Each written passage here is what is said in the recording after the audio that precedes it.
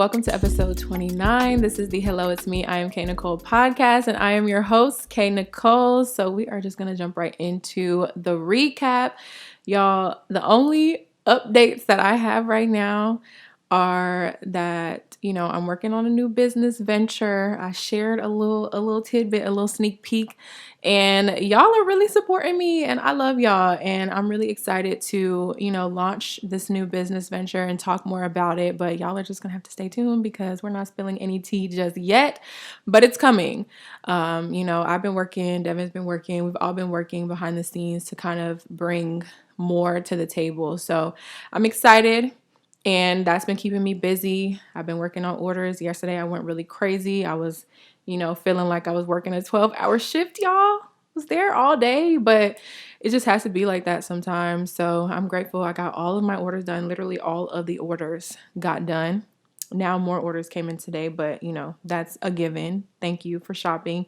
But I just feel really accomplished when I'm able to, get through all of my work, especially all in one day, even if it has to be a really extensive day. So I'm excited. I'm feeling good. I'm feeling motivated. I got a lot of stuff that I need to be working on, but y'all are really supporting me and I love y'all. So that's my only recap for the day. We're just gonna jump right into the show because I have a very special guest in the building and I'm excited because I don't know, I'm just feeling, happy to have people on the show again. Y'all know it's been a minute since we've had guests coming regularly. So we are just going to jump right in because I have a special guest in the building and I am excited. I got my boy Bakari in the building. Yo, what's happening? What it do? Hello, it's me. Finally got you on the show. I'm excited to have you here. Absolutely. It's exciting to be here, man. Thank you for the opportunity. You already know what it is, Anytime. Okay, anytime. Thank you for being here. Sipping wine with me. We chilling. We having good conversation. That's all today is going to be about. Good vibes only. You feel me? Period. Okay, hold on. Y'all know I love a little ding. Y'all know I love that, right? I love that. Okay, so I'm going to let you introduce yourself. Tell us a little bit about you, what you got going on, where we can find you. Yeah. Because, you're very much new to my platform. For sure. Absolutely. I think, I don't know if you've been in any of my videos. Nah. No, I don't think so. Y'all might have seen him on Instagram. Yeah, I comment on every post. You know what I'm saying? You post. You probably see me. You probably see me in the comments. You know what I mean? That's really what it is, though. I am screaming. I was thinking more so like on my IG story. On the story, whenever we're in the same place. You definitely came to my grand opening, which I do appreciate. That was a long time ago. Yeah, that was dope though. Classic. Yes. Classic moment. Yes. For real. So y'all might have seen him. For sure. In the background, But he gonna tell us about himself so we can get to know him a little bit more. Okay. Yeah, man. Like you said, Bakari B. Please don't forget the period at the end, aka the Don Dada, aka the lyricist, aka the lyricist himself, aka the Juice. All that, you know what I mean? It's your boy, man. I'm in here. I'm an artist, originally from Atlanta, by the way of the east side and the southwest side of Ben Hill. So, had family on both sides, so I was always traveling on both. I'm your favorite rapper. I'm your favorite, artist, man. I'm just all that, you know what I mean? And that, I'm not being conceited with it, but that's just what I feel is my positive affirmation. So you know what? I am so happy you said that. Okay. Because of the fact that I've been seeing that a lot on social media where it's like, why are we always told to like humble ourselves and just like, not really try to talk a lot about ourselves? Like a lot of people are uncomfortable with just talking about themselves. Yeah. And I'm like, what is that about? Like, if I know I'm killing shit, I'm going to tell y'all I'm killing shit. Yeah. I don't know. Crazy, I'm glad right? you said that. Was crazy you said that because I be thinking about that and I be seeing it on social media too. Like, promote yourself, talk about yourself, big up yourself. Go on, big up yourself. Yeah, straight. Please. That's real. Please. I don't know the difference yet though. I don't know how to differentiate between bragging and like promoting. So I always feel like if I'm talking about myself all the time or like on my platform, I feel like I'm doing too much. I don't know. Some people tell me that's not the case because I get it, like you supposed to promote yourself, but I feel like if I'm just flooding, it's like, all right, bro, you might be, doing too much. I don't know. So, but I see what you do and I try to like, mimic that or mirror that. Yeah. Because it's not too much. It ain't OD and it's just like the right formal, I guess. You know what I'm saying? I So think it's that humble upbringing. I yeah. blame our parents, honestly, Okay. because I mean, Straight. even it's just crazy because like I modeled when I was younger, like really, really Mm. young. So Mm-hmm. I was always kind of like this diva, this girl that just loved being in front of the camera That's dope. and knew I was cute, Yeah, and straight. had no care in the world. So I don't know. I feel like now people are very sensitive to different energies or whatever, but Yeah.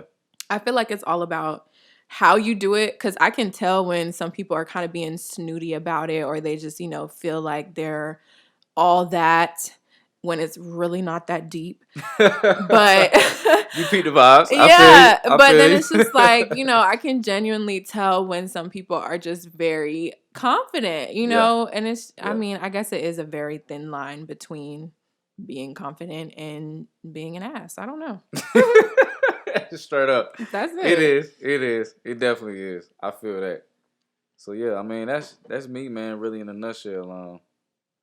I'm a cool dude, hence why the website is BakariB.cool, you know what I mean? And I saw that today and I was like, I'm not even gonna lie, because I was like, let me go, because I'm like, I follow you, but yeah. me personally, I don't be on social media as much as people think I be on social Really? media, because I'm like, social media is basically my job. So I feel like For when I'm sure. on this app, I'm working. You working. Yeah. I feel it. So I feel it. when it comes to I can feel that. Instagram, stuff like that, I really don't scroll through Instagram like that. Most of the time I get on Instagram at the end of my day, which is, Okay. to scroll, because I'm like, I'm Yeah. posting throughout the day, I'm being active, I'm trying to, respond to comments and everything. But Yeah. as far as just like me leisurely, like on my personal page, just like scrolling and watching people's stories, like I usually don't do that until the very end of the day. And by that time I'm just like, yeah, I'm ready to go to sleep. So Yeah. Straight. I don't be on social media as much as people think that I am. So That's interesting, man. along with the algorithm, it's very easy for me to kind of lose track with people. So, Yeah. I was like, let me go to his Instagram page today, because, I was like, oh, he gonna be over here, we gonna be talking. Let me go see what he doing. I did peep that, .cool. I was like, okay, this is different. We like Straight. different. Yeah. Your You know website what is I'm cool saying? though. How you can just like go through and like pick what you wanna click on, what you wanna Yeah. do. That's dope. Thank you. I appreciate that. I try to make it like a little fluent. I try to make it a little different at the same time, just to kind of make you or give you the choice, at least to allow you to choose like what you want to look at. Because I know sometimes like websites may give you everything on the home page, Yeah. or they may be like mine and like you can click through on what you want. So I try to make it to where I'm not flooding you with like everything on the first page and it's like, all right, man, you gave me everything, I'm cool. You know what I mean? Or you can go to the features page, the flicks page for the pictures, the photo shoots I do, or the videos, stuff like that. So I definitely just try to keep like a little funky with it for sure. I didn't click on the photo shoots page. I ended up on the music page, but then I was like, let me go to Apple Music. I already know how to find you on Apple Music. But photo shoots, what's that about? What you be doing? You be modeling? What you be doing? Or you be snapping? Modeling or snapping? Modeling. What's the difference? Tell me the difference. Are you in front of the camera or behind it? I'm in front of it. Okay. I'm like, I ain't behind it. I wish. I ain't, I ain't like you and Devin, you know what I mean? I can't oh be, God. I ain't that far with it yet. Listen, but, I will tell you that there is a time and place for everything, because I went to real. school for fashion. I studied fashion marketing and I studied fashion photography as well, because I just felt like it complemented each other, and I was really into photography, and they had a specific minor for fashion photography. So I was just like, if I want to have my own business, whether that's a clothing business, because I have my clothing business, and I was trying to start my cosmetics line. I was like, beauty and fashion kind of go hand in hand. So I'm like, if I study fashion photography, that'll kind of give me everything that I need for pretty much all the things that I would ever do photography wise. But when I tell you that as I, started running my businesses, started growing, started doing more stuff, I started to really just like not really like photography like that anymore. I don't know why. It's just like I love filming myself. I like taking pictures of myself. But as far as, just that urge that I used to have to just like grab my camera, go outside or call this person or that person and set up this whole thing and do like whole fashion shoots, like I just don't have that drive anymore. I don't know if I'm just tired or what, but I just feel like that's not really my thing anymore. I just passed that right on over to Devin, because Devin is now the photographer, the videographer, the producer. I'm like, Devin does all the things with the camera. For sure. All I do. Salute to Devin, man. You know what I mean? Literally, I'm My just God. like, you know, he's. I'm like, you can have this. I don't want to do it. I don't want to do it. I don't know. I just feel like I guess you learn and you grow, and sometimes you just grow out of things. And I think that was something that I was really passionate about at a time. And now I'm just like, I like being in front of the camera now more than I like being behind the camera. So I don't know. It's just weird. No, I mean, it's not weird at all. I think it's cool that you admitted it. Like, you feel like you said, you grew out of it, and it's just, it is what it is, and that's okay. Like, can we hear mowing and blowing? Oh my God. Hey, you know, we in the hood. I'm lying. We not in the hood, but you know, the grass always being cut somewhere. You know, the grass is always greener on this side because it's being cut. Can you hear that? Not too loud. Oh, great. Because our mics are perfect. No, I'm kidding. Yeah. Crazy. Yeah. But no, I think it's dope though for you saying it. It's dope to hear another creative say like, I outgrew that. Yeah. Because we don't really hear people say like, something I used to do from the beginning, I kind of don't like it anymore. I outgrew it, but just because it wasn't fit for me. Right. And I know sometimes in me as a creator, I always had to feel like I had to like stick with something from the jump to the end, even though I don't like it no more. It's like, damn, I got to stick with it because that's my niche or my thing when I first started. But it's cool to hear you say like, nah, you ain't got to do that. You can actually do what you want to do. I feel like that's part of being a creative though. Just like trying different things and just seeing what you like and like what you're good at. Exactly. Also too, I felt like, it was this time where it was just like, oh no, I want to do, like, you know how some people are, they don't want to pass on that opportunity to somebody else. They rather do it themselves. Yeah. And I found myself like, I would rather just give this to you and let you do this. Because I don't want to do it anymore. Straight up. I'm okay that you're going to I'm happy for you. Take that opportunity because I don't want it, And I just felt like, I don't know, just the whole process. I'm like, for me personally, it's like I know how I like to do my pictures and I know what I need to do to make myself look how I want to look. So I think I was spending a lot of time shooting. I was spending a lot of time editing. And in school, they want you to learn how to edit like this and do this. And we had certain projects where it was just like, this is too much. I'm not interested. So yeah, I passed that torch along happily, gracefully, respectfully. Take it. All that all of the above. I feel you. Take it away. Take it away from me. But that's cool. So you've been modeling a little bit? I would say so. Yeah. I try to be on my, I don't know what to compare it to, but I try to be on my model too sometimes. You know what I'm saying? I see, a lot of people like, at least in my mind, that's what I felt like as an artist I had to do was put myself out there like that. And I see different artists that, may do a photo shoot here and there or, may model in something like a different brand. So I was trying to like brand myself as that kind of person. So I still do photo shoots to this day, but just like, I guess it's my thing now is like I do photo shoots, so I always try to like be consistent with it. So, consistency. I like that a lot. That's probably the hardest part. In anything is being consistent. So a lot of things are not sustainable. Yeah. People act. I'm like a lot of things are just not as sustainable as you would think they are. Like even me right now, I'm like I want to be consistent. The only way I would be able to be consistent is if I do things in bulk. So I'm like currently planning. Devin doesn't know this. He knows it, but not really. But I'm like currently planning a photo shoot, but like an all-day photo shoot. Okay. So that I can, get multiple days worth of content for Instagram. Because that's hard. I'm just like, I can't wake up every day and do this every single day. Yeah. It's just not, I feel like we used to do that, like a couple years ago, we used to do that happily. We used to get up every day and, just take a picture of what we were doing today or whatever. And I'm like, my life is just not set up like that right now. So we're going to have to do this all in one day. Yeah. I mean, it's smart though. Yeah. You plan it out, you map it out. So that way you ain't got to worry about it like later. Right. Yeah. That's the easy part for me. Have it all ready and then post. Yeah. Because right now it'll be like, oh, what do I want to wear today? That's like, is everyone like that? Like, do y'all plan y'all's outfits at night before y'all wake up? Like, if you live a regular lifestyle where you're on like more of a time crunch, because I feel like, I'm on a schedule, but my schedule is more relaxed. So, nobody is really waiting for me.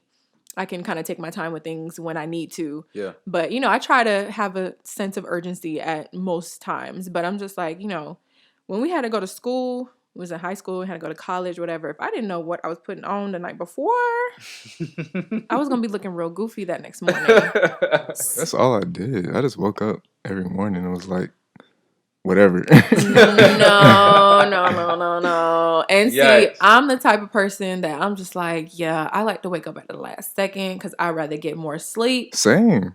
And I just wake up and then just put on whatever. Well, we're real different. I don't know. Maybe it's different for, you know, the guy. Yeah, I guess. I think like... I'll go to class like this, man. Yeah, honestly. You know what I mean? Yeah, straight. Some sweats and a t-shirt. You know what I'm saying? I definitely put significantly more effort in high school. Like, I put in a lot more effort into my appearance in high school. Because as I go through pictures, I'm looking at myself. I'm like, damn, I had makeup on. Like, we used to have to get up at 6 a.m. in high school. Really? High school was different, yeah. Because that's like an all day. That's like an all day thing. Yeah. So like, you got to. I'm up at 6 a.m. because I got to get on the bus, go to school. Even when I was driving to school, because I drove to school my senior year, I'm like, I still got to get up. I got to drive to school. And I'm going to be at school all day. And people will clown you in high school, too. Like, people will clown you in school. Hello. That's why I'm like, I put in significantly more effort in high school. In college, everybody know, like, it's early in the morning. This ain't it. Yeah, everybody Correct. knows. This is not it. That's real. I'm like... High school was different. I used to do that. But then, you know, I was so involved, I guess. So I knew, like, going to school was like an all-day thing. I'm like, I'm going to have to go to school. I was in clubs. I was in band. I was a cheerleader. I was doing all this stuff. So I'm like, I'm going to be at school all day. Like, I'm not going to get home till 7 p.m. So... True. I'm like, I need to make sure I'm ready for the day. I need to make sure my bags are packed. I got to make sure, you know, I got everything in order. So I was that girl. Like, the night before, I had to figure out what I was wearing. Because when I got up in the morning, I was in the mirror trying to do my eyebrows, put some eyeliner on. I'm like, who even is that girl? Because I just don't even know. I'm like, wow, I was really into my appearance like that in high school. But I guess that was just the time to do that. Because I'm like, in college, y'all wouldn't catch me with makeup on going to class. Ever. Yeah. Some people did it every day. I feel like the fashion majors at SCAD was different. Every day. I'm like, what? It was coming dressed to impress and like designer and like all that stuff. I'm really? Like, yeah. The fashion majors, man, it was very much like cutthroat in college. Like, it was a fashion show every day. Literally. Wow. Like, it had to be like that, or people made it like that? Just like the fashion majors specifically, like that was their thing. I feel like... And like people, like a lot of people at SCAD, like they had money too. So, yeah.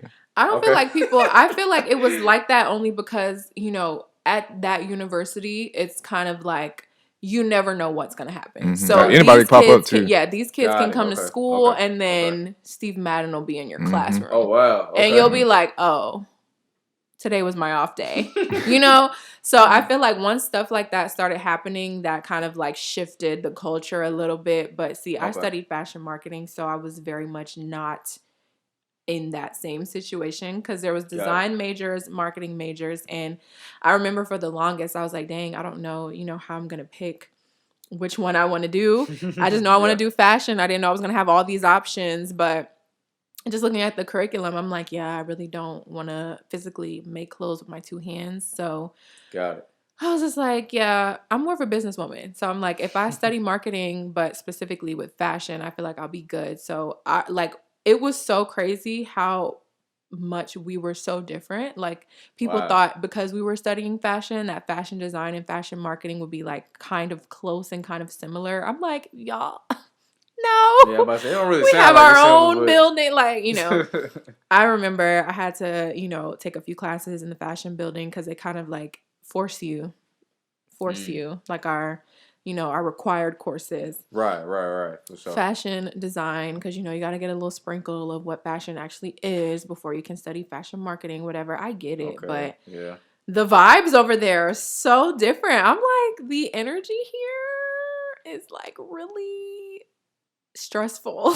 I don't know how y'all be up in here for hours. You know how you can just feel like the energy of a space, and it was just so tense. I'm like, oh my god, like, yeah, it was different. So I was like, yeah, I'm gonna be the odd man out when I come here because I'm not getting cute for class ever. So even for presentations, I'm like, I don't even want to. You know, we used to have to look presentable yeah, for presentations and stuff. But I'm just like, look, it's really more about what's coming out my mouth and what's on the screen. You know, it's not about me. I'm just here. But straight. There, you know, some people would just have different mindsets. I'm like, I applaud the people that can get up and put makeup on every single day. I'm like, no, I have a whole cosmetics line. I don't wear makeup every single day of my life. Like, no, I just can't. That's crazy. I can't do it. That's crazy. I can't. That's crazy. But in high school, apparently I could. I don't know. But I feel like high school, we didn't know what we were doing. Yeah, I'm about to say, we were still trying to, like, figure our own self out, you know what I'm saying? Mm-hmm. On our own thing, trying to do what we always do. And, of course, like, friends were, or people's influences were more so important to us than anything else. So, like, what we thought about, or what we thought people thought about us was kind of, like, important, I guess. So, yeah, high school was just different. It was definitely a different vibe. So when we got to college, it was like, man, F all that, bro. Y'all seen that meme of, like, the kid, like, getting his clothes and stuff, like, together on the bed, like, sleep next to it? Like, did y'all ever do that in school at any period? First day, at least the first day. So first day, last day, or, like, you know, well, you know, it was especially like your birthday or something. Yeah, you're going to definitely lay that outfit out. You know what I mean? On my birthday, yes. Yeah, that motherfucker hung up. You know what I'm saying? For sure. Yeah, straight up. Yeah, I've done that a couple times. I ain't gonna hold. Gotta make sure you're fresh on the courses or something. You know what I mean? I was like, yeah. Life has definitely changed. Especially back to school, like, bro. Okay, maybe the first day. First day, yeah. Day 2, I'm coming looking. Gotta come to impress. Yeah. First week. Well, after that. No, not the first week. Now you stretched it a little bit there. First day. You know, middle school, the first week, like, that was the thing. Yeah. Like, that whole 5 days, like, you had to come in fresh. Middle school. I just be looking back on old pictures like, girl, what is life? What was this? You know, I don't know. That's real. Cringy, but it's okay. Not cringy. Oh, it's part of the process.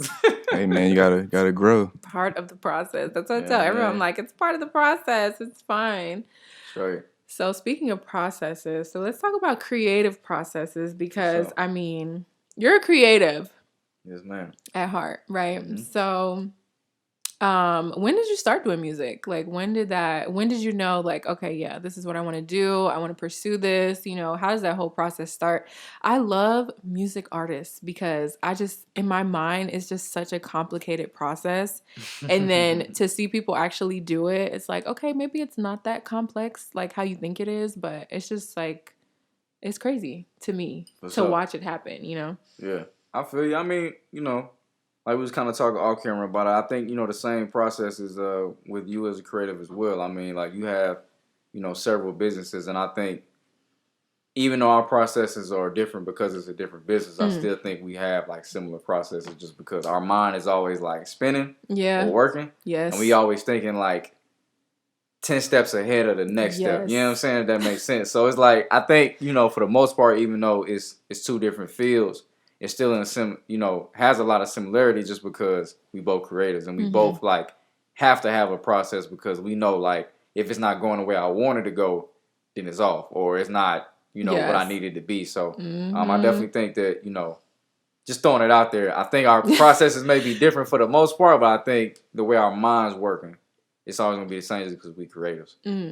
But for me particularly, let my family tell it, I've been rapping since I was 3. But I know for sure I bust my first rap when I was 5. So, like, for me, I knew at 5, like, I wanted to be that. What was your first rap at 5? What the heck did you say? Hey, man. What did you say? So, I was in my, I remember, man. So, my dad was a rapper. And he was with this group called the Hard Boys and Loose Screws and, like, you know, a lot of underground in, like, Atlanta back then. It was, like, really big. So, I kind of got it from him, of course. And then my mom was, like, a poet as well. So, she, like, you know, did her own thing. But I remember being in their room, you know, just on the dresser, like, once I get to the top, I never stop. And I just kept going, and I just, like, started freestyling. So it's like, I knew off the top of my head, like, this is what I want to do for sure. So after that, it was just, anything I did was rapping. Like, I always freestyle, always did stuff. Talent shows, did it. High school, same thing. College, same thing. So just, like, it's always been in me just to go ahead and just do it, you know? So... yeah, I would say that's been the process like my whole life, really. I can Crazy, imagine right? 5-year-old Bakari on top of the dresser. Hey, for real though, man. I don't know where that came about, but it was just like I just really like was on the dresser making a beat and just started rapping like with my hands. It was crazy, bro. Do you remember like your first time rapping in front of a crowd? In the crowd, Like people like you didn't know.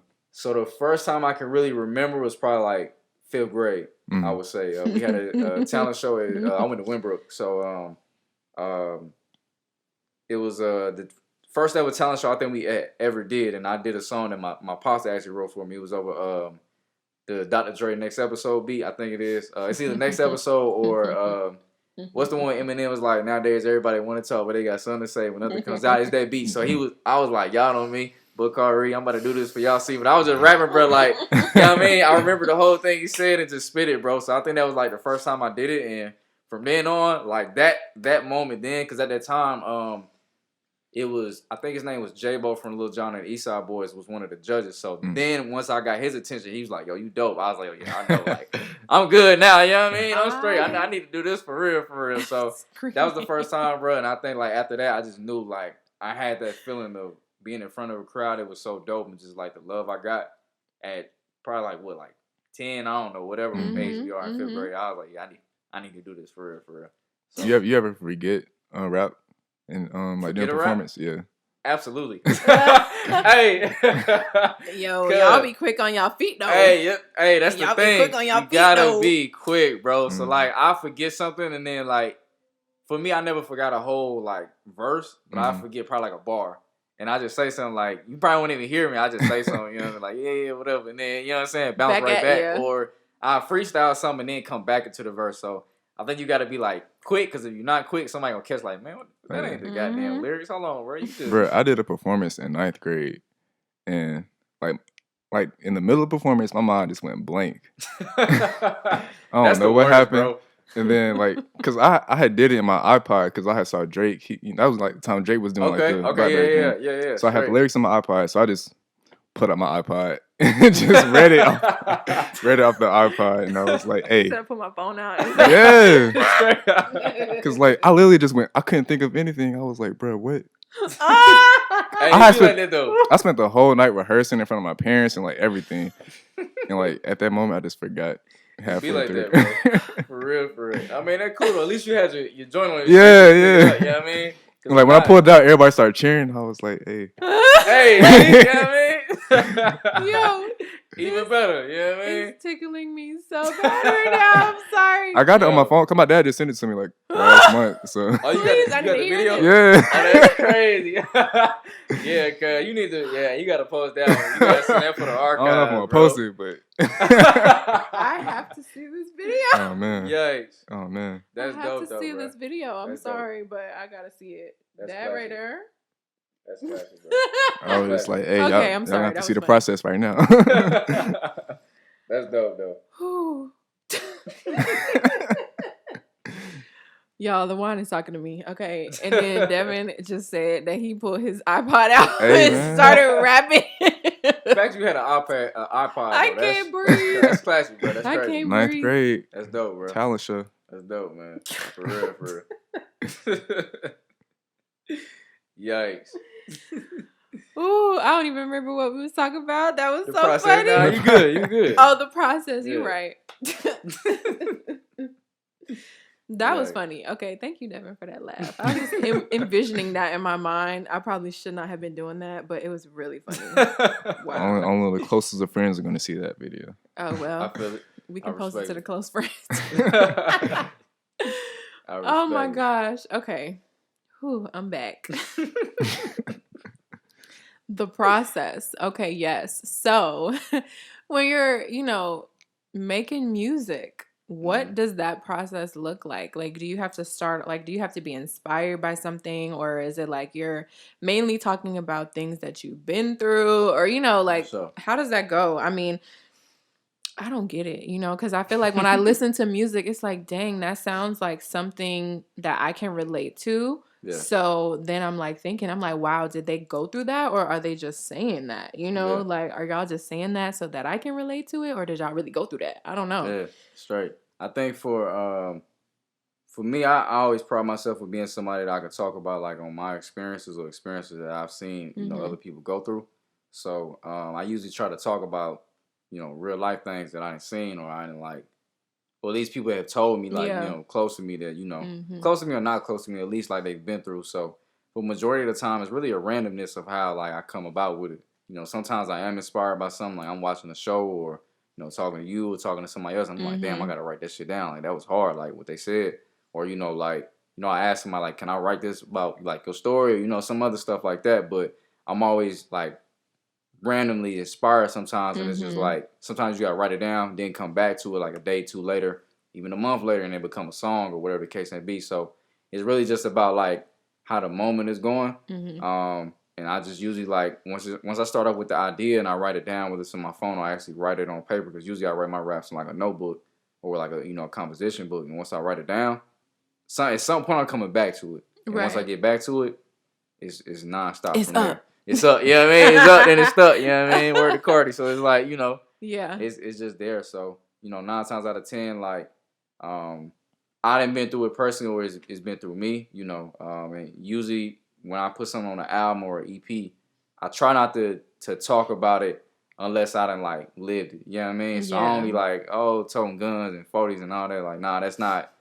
I'm from the hood, but I ain't, out here like robbing people, so I ain't finna be talking about like some crazy shit unless I'm really doing it. But I done did some things, but I ain't did something like, just off the wall. So it's just like, correct. I'm not finna be talking about it unless I know these my homeboys' experiences and this is stuff they done been through, and I know somebody else can relate to it. So then I try to, make it relatable, at least like, all right, I wasn't doing it, but I know some people that's probably doing it. And even though I was hanging around them while they was probably doing it, like, yes, I wasn't the one that was doing all this crazy stuff, but I know what it's like, and what y'all going through. So let me put it on paper for you, because I know that feeling, like when you can't talk about this stuff and it's just eating you up inside, or even if like, damn, that's a cool ass experience. Like, you want to hear about that stuff you've been going through sometimes. So I try to put it on wax for everybody for sure. Wow, yeah, that's cool. I feel like that's most rappers, like especially today.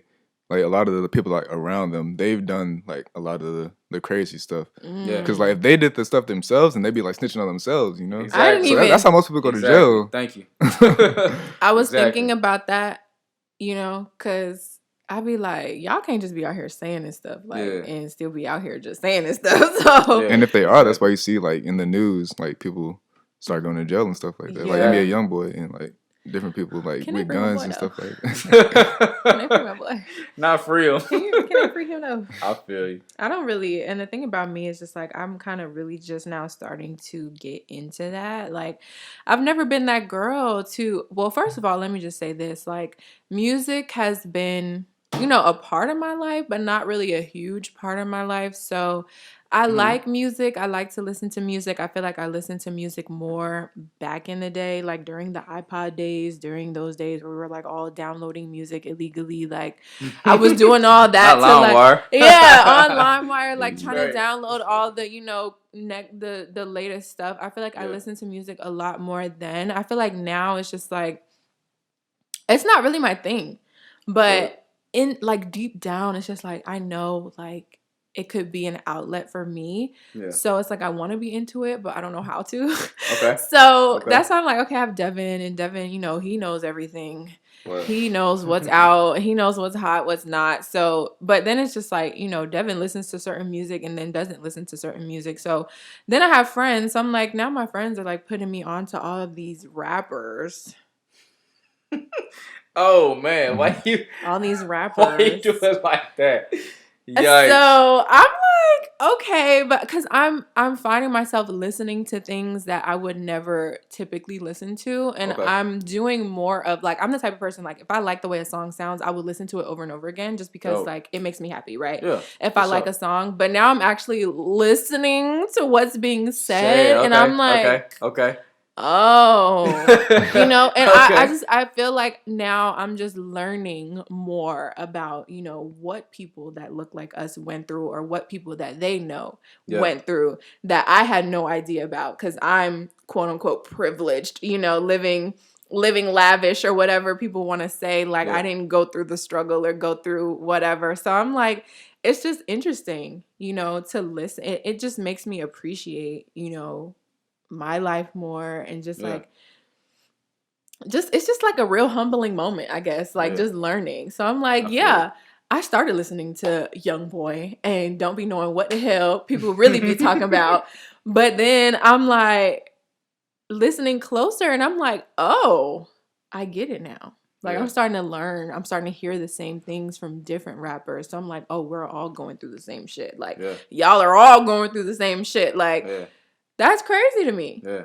So it's like, you know, while I feel like I'm still very much not educated on a lot of, you know, what those kind of people go through, those rappers that be in the streets, like I don't know anything about that.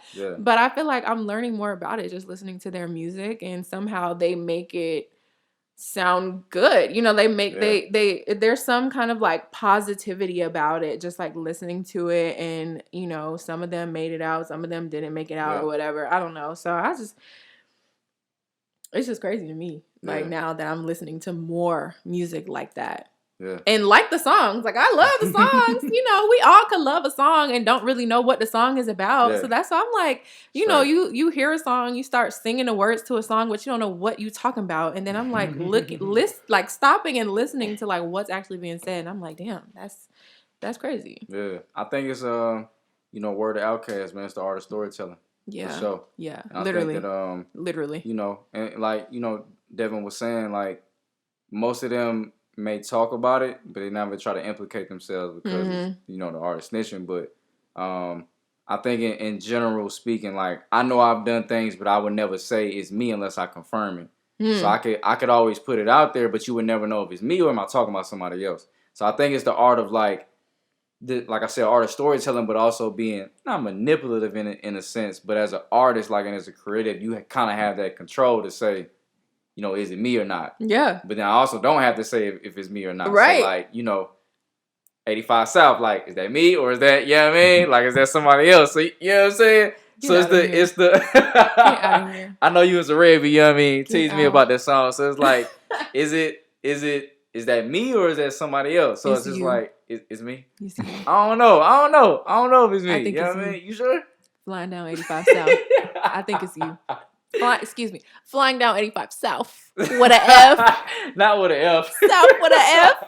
Okay. I think it's you. Straight.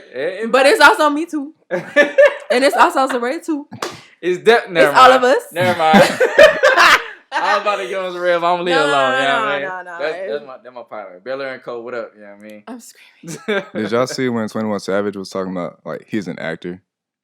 Like none of the stuff that he's talking about, like he doesn't do anything. Like he's like an actor. Can you imagine? That's smart. That's smart. That's smart. I would say the same thing. I would say the same thing. Like, that man said he is Denzel Washington. Absolutely. Like, this is a role, and I go to work, and this is it. That's it. You know what I mean? This is the output. That's it. An actor, please. Yeah, man. I'm just here. I'm a paid actor. I'm saying what they want me to say. Okay. Period. Straight. I think though in the process, man, really like, you know, going back to your point about you saying you're not understanding. Again, I really think it's very similar. Like you have ideas where you say like, you know, I'm gonna crochet this, or I'm gonna cook this up for Smudge, or I'm gonna do this on a podcast. And I think it's the same thing for us. Like, I cook a song out of, I'm like, damn, like I done did this, or I done seen somebody do this. I'm finna put that in the song, and I think it's really just the way you present it. It's the same way, for real. So even though you say it's different, like I said, like we got a lot of similarities, and I think like I said, our mind is always spinning and running. So the way it's gonna spin is gonna make it the way you want to tell your own story, the way you want to tell your own thing. So I definitely think it's a lot of similarities in that process for sure.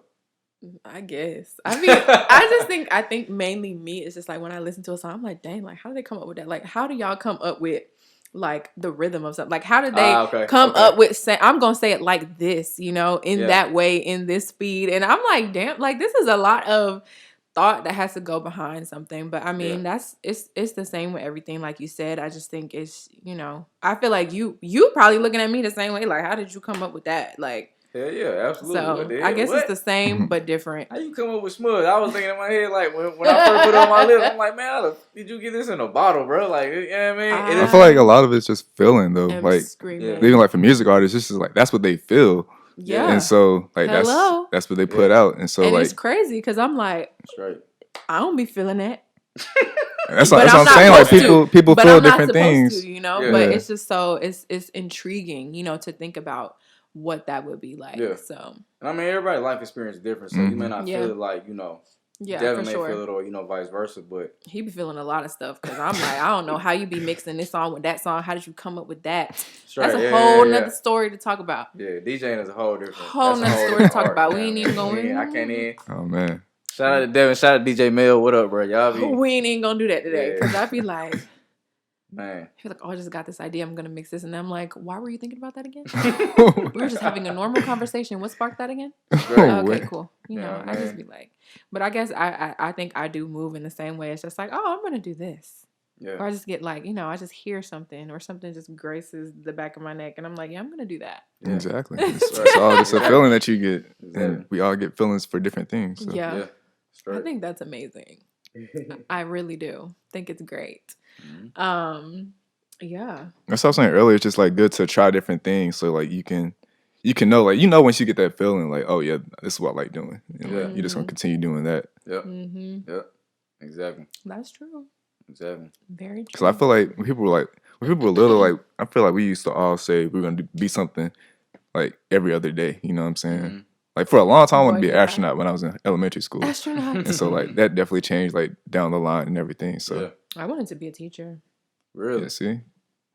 Things change, man. Oh, yes, they do. Oh, yes, they do. You get more information. I feel like I'm still doing that. You know, I'm still teaching, whatever. Yeah, but absolutely. No, absolutely. Like to be in the classroom, not for me. You probably just like the essence of teaching. Like I think it was. Yeah. I think that was like, you know, kind of like a gateway for me. Yeah, for sure. Because, baby, the classroom. No, I couldn't even imagine myself right now trying to deal with kids. Man, when I was in class, I'm like, bro, how are y'all? Y'all see these kids? Like, how are y'all still here? Straight. Like, how are y'all dealing with this? But hey, people got a passion for it, so yeah. Nope. Nope. Straight. No, thank you. Yeah, man, that's real though. Well, you just dropped a project not too long ago. Yeah, for sure, man. Okay. Go check him out. Go check it out. Go listen to the project. Wicked Wednesdays, man. Album of the year, for sure. Is it Wednesday today? Mm-hmm. Today is Wednesday. Today's Wednesday. I was like, wait. It's today Wednesday. Wicked Wednesdays, man. Yeah. Just dropped a project. We love that. Thank you. I appreciate that, man. That's dope to hear. What's like the one song on the project that you would recommend to somebody? 85 South. Yeah, I would. The last track of the album. If I had 85 South. Just go to the closing of the album. You're good. I ain't gonna lie, bro. Yeah, if I had to choose one, 85 South would be it. 85 South Dig You Out is the whole title. And I guess I said that song because let me say this. Every song on the album is my favorite because I love this project. I think it's the most cohesive project I've dropped. But I think 85 South just it's the vibe, it's the feeling, and it's the truth. It's the oh man. The truth. Oh, it's the storytelling, allegedly, that I am portraying. You know what I mean? It's Denzel. You know, well, Denzel, I'm gonna be Will Smith. So, you know, I'm being Will Smith in this song. You know what I mean? Mm-hmm. And yeah. Mm-hmm. So okay, all right, bet since we talking about it. So 85 South, you know, in the song I'm basically talking about there's a railroad. No, don't blame it on my give her credits, man. Don't blame it on I wrote a song called 85 South Dig You Out that's talking about my experiences with women. Mm-hmm. And as I'm in the song, it's talking about one person, of course, well, not one person, but one woman that I'm referring to in the song. One situation. Mm-hmm. But it's not about one person, it's just about me fantasizing or me going to see somebody, essentially. But the experiences I had were with that I was talking about, like going to see somebody on I-20 westbound. 85 South, if y'all know, is a highway in Atlanta. So, you know, just for people who may be, you know, across the world somewhere. Shout out 85 South show. You know what I mean? Shout out to him, you know what I mean? So, you know, 85 South, like 285 or, you know, any other highway is a big highway in Atlanta. And I've dated someone where they stayed on the west side. They was on I-20, so I had to go see them. Or I've taken Marta to go see somebody. So I said, just to come and see y'all, take the blue line. So that's, the blue line is on Indian Creek side all the way to H.E. Holmes on the west side. Child, I don't know nothing about Marta. I don't know nothing about it. Oh, man. Yeah, I mean. I ain't from Atlanta. So. Boom. Yeah, I mean. So, that I was speaking on 285 East. I was speaking on a lot of things, but mainly I was dating someone, that stayed in the city. And I took a lot of trips. Just 85 South, man. I remember like every drive. I remember every, date we went on. I remember like all the things we did together. So when I was in the booth, the second time I went to the studio, I just remember like all those thoughts of being in those situations, like driving downtown and stuff like that. And every time I would drive, I would like, think about that person. So it's like either I'm going to see them or I'm leaving, to go back to my spot. So driving on 85 is just like, that was the kind of thing I had. So I would say 85 South is probably one of the top tracks on there for sure. It's a bop. It's the truth. I appreciate it. It's a bop. It's a bop and it's the truth. For sure. Okay. You know what I mean? So, 85 South, if not that, then How You Want It, Culture's Vulture is on there. It's a lot of different jams, I would say. It's a whole different vibe, but it's nothing like you heard before, but it's not in a bad way. That's just really like on some dope shit. So I'll say it's album of the year. I'm gonna stick to that for sure. That's a bit. Yeah, December 16th when I dropped it on my birthday, man. So it's album of the year until the next December. You know what I mean? So he's an album of the year. Period. You feel me? For sure though. Period. Album of the year. Hey, for real though. Hey, shout out to everybody that helped me with the album, man. For real. Definitely appreciate it. Shout out to all my friends that support me, family that support me, and everybody else that support me as well. I felt like this man sent me the album before it dropped. Yeah. I sent you 85 South for sure. I got the album before it dropped. So. I had to send you, the leaks. You feel me? You know what I mean? All right. That's when you know you're cool. That's almost better than PR, honey. Yikes. Listen to it before it drop. You gotta let me know what you think. You know what I'm saying? That's what you an influencer, man. So you an influencer, man. Yeah, hey, you know what I mean? Easy. Whole you know influencer. For sure. I guess. You're right. You're right. Straight. I appreciate that. Yeah, no doubt. I do. So how are you doing? You doing good? You on time? You on time? Because I'm looking at the time. I'm like, we can keep talking. Oh yeah, no, we good. Oh, yeah, we good. Because we got busy schedules out here, so I'm just like trying to make sure. I'm like, are we good? Straight, yes, ma'am. Y'all know people don't know what time is. There's people out there like that. Yeah. Like Absolutely. it's people out there that be trying to book with you the same day. Absolutely. And I'm like, I'm busy. I got a question related to the 85 South. The 85 song. Come on, hit me. So like, no, hit me. Sorry. no, this is for both of y'all. Oh, both of us. Okay. So like, what's the longest distance or like what's the craziest thing you've done to go see somebody? Longest distance. Or like, what's the craziest? Like, what's like the most hoops you had to go through to get to see somebody? The most hoops ever.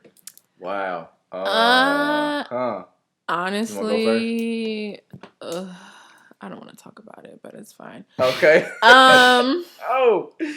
No, it's nothing bad. It's nothing bad. No. You know how like you know how you'll be like a goody two shoes, like you never do anything. So it's just like that first time when you have the opportunity to do something, you just feel that guilt like in your body and you're uncomfortable. Yeah, I had one of those kind of experiences because I was in college, but I was dating somebody that was like also in college, but was 2 hours away. Okay. So it was like I had a car, they didn't, or, not all the time or whatever the situation may be. I might be totally confusing that situation at this point. You good? No, actually, I think, okay. Basically, that's a whole nother topic. That's a whole nother cup of tea. So this person that I was with, they had their own space. Okay. I didn't have my own space. So I guess it was just like a given that I was supposed to go to them. Got it. Okay. Right? Okay. In my mind, I'm thinking only one thing. That's why you want me to do that. Right. But anywho, So, yeah. So I was just like, I was in college and I was in a weird spot, like feeling very homesick, very much like calling my parents every day or like texting them, updates, checking in with them, whatever. So they would know like what I was doing, on a day to day. So I'm like, dang, like, do I tell them that I'm about to drive 2 hours to go see him because they're probably going to call me and I really don't want them to call me. Like, they know this person because I was with them in high school, so they know who this person is. So it's not like an issue of me like being with that person, but like, do I want to tell them that I'm about to drive, to go see them and I'm probably not staying there because I'm going to come back because I have stuff to do. So that's like, me on the road for 4 hours in one day. That's a long time. Yeah. So, yeah, I just like, I had to like explain. I feel like this was a lot of hoops for me. I'm like, I'm having to tell my parents like, yeah, I'm about to go see him at his school. We're going to hang out. And I'm just sitting here like trying to come up with stuff to say because I know they're going to be like, why are you driving out there? Why are you doing this? Why doesn't he come to you? Why this? Why that? You know how parents are. Yeah. So I feel like that's the most complicated thing that I've had to do. Because that was like the main time that I was that far from somebody that I was talking to. Like, checking. I feel like if I have to check in with my parents and tell them when I'm going, when I'm leaving, when I'm safe, like that just sounds like hoops to me. You were talking to them every day? Yes. Oh, dang. Wait, you said you were driving every day? No, talking to her parents. I thought you said driving. I'm about to say, damn. Oh, no. 2 hours? Wait, no. Yo, that's a full-time gig, cuz you were going crazy. If you call my mom right now and ask her, the first quarter I was in college, I was calling her, just trying to chop it up with her. Like I had an 8 p.m. class, didn't get out of class till 10:30. I'm like trying to call her at 11 o'clock and she's trying to go to sleep. And she's looking at me like, Kori, please. And I'm just like, I don't know, y'all. I mean, I feel like, I'm close with both of my parents because I was, grateful enough to have both my parents in the house while I was growing up. Yeah. But it's just something about how close I am to my mom because I was just always around my mom. And, her schedule was a lot more flexible than my dad's schedule. So my dad... he works a lot, know, and so that's just real life. When he can be there, he'll be there. But if he can't be there, he just can't be there. And that's okay. Yeah. So I'm just like, my mom always tried to make it her business to, support me in any way she could and be there, for the both of them whenever it was that kind of situation. So I was and still to this day, I'm like, me and my mom are connected, So even though now I'm like, it's even weird now that I don't live with her anymore, but I still see her on a regular basis because we work together. So yeah, that's right. That's real. I'm like, yeah, I was calling my mom every time I got out of class because I was like struggling. I'm like, Mom, like they want me to draw a person. I don't know how to draw a person, Yeah, you already know my story. That that's kind of where I was at in life. And so I would call her like every day and she would be just like asking me about my day and just trying to help me through that whole transition. So yeah, it was just kind of crazy because I mean I feel like I tell my mom everything. There's really not much about me besides my really really deep personal life that my mom doesn't know about me. So yeah, I was just like, I don't know how. And then it's just like, when the car is in your dad's name, if anything happens while you're driving 2 hours down the highway, you got to, be able to explain that shit. So I'm like, they kind of know when I'm moving around because I don't ever want to be in that situation. So yeah, I was like, right. I feel that. I must really like you if I'm driving 2 hours to come see you right now while I'm in the middle of trying to learn how to draw. So that's right. That's my story. That's all I can say. Cause I've never really done like that long distance shit. I don't know. I don't know how that works. So yeah. I mean that's kind of long distance when you really think about it. Yeah, but we were already in a relationship though. Okay. Like we went to the same high school. We graduated together. So we Yeah. were together already for like a year and some change before True it shit. became long distance. That's Okay. just because I we feel were you. going to I feel college. you. Okay. But, you know, Okay. just people that do that off the bat. I'm like, if we don't Yeah. have any foundation, I can't, you know, Yeah. I Yeah. can't promise anything Yeah. from Straight. that situation. So, I you feel know, I mean, that relationship only ended when we weren't seeing eye to eye anymore, and we were both in different places in life, and you know, it was kind of like a double standard, not gonna lie. I was put in a really weird situation. I'm just like, why do guys do that? I don't know. Why guys try to Yikes. put us in situations like, if you're out here doing what you want to do, I'm gonna be out here doing what I want to do. Like, Respectfully, I feel it. I just feel like that makes sense. I'm Yeah. like, if we're gonna have boundaries, we need to both have some boundaries, right? Yeah. So it was just really weird. I don't know if, you know, any of y'all, I don't know if y'all have had that experience, but yeah, that's tea. I'm like, don't be out here trying to keep track of what I'm doing when you out here doing whatever you want to do, and it's okay because you're a guy. No. Yeah, I feel it. It's not okay. Glad you out of that situation. Me too. For sure. Me too. For sure. Mentally. Yeah. Mm-hmm. Most definitely. Yeah. I'm like, I'm in college. Like, what? Yeah. Straight. The golden years. You feel I'm me? in college. Come on now. Yeah. You don't want me to go to a party? I'm in college. I'm going out. I'm going out. Eventually, you know, I'm like, I'm going to go out. Yeah. I'm going to have fun. I'm going to meet new people. I'm going to make new friends. And college, the first quarter of college was not good for me. Like, I was literally like miserable because I felt so out of place and I didn't know what to do about that. And I wasn't used to like trying something and not being able to do it because I just, you know, came from a background of, oh, I'm just like, I'm great, you know, and I can do anything. I can learn anything. I'm very humble, very open to learning. But even like some things that come at you, you'll be like so, you know, tapped in, you're paying attention, you're giving it your all, and you still can't do it. Yeah. So I'm like, I wasn't used to that one. I'm like, damn, I'm all the way here, whether I wanted to do it or not. And I'm giving it literally 150% and still can't figure it out. Straight. So I was like, this is messing with me mentally. Like, why can I not understand how this goes? So it was a lot, but sure. I feel it. I feel that. Yeah. That's word. That was my hoops. We went on a whole tangent, but that's okay. I went through hoops. I went through, you know, I've been through some things, but okay. I feel it. I think for me, I don't know if I say I went through hoops. I think the longest I've ever had to get to somebody was when I was in college. I went to GUC, of course, Georgia Gwinnett, and I was dating this young lady at West Georgia.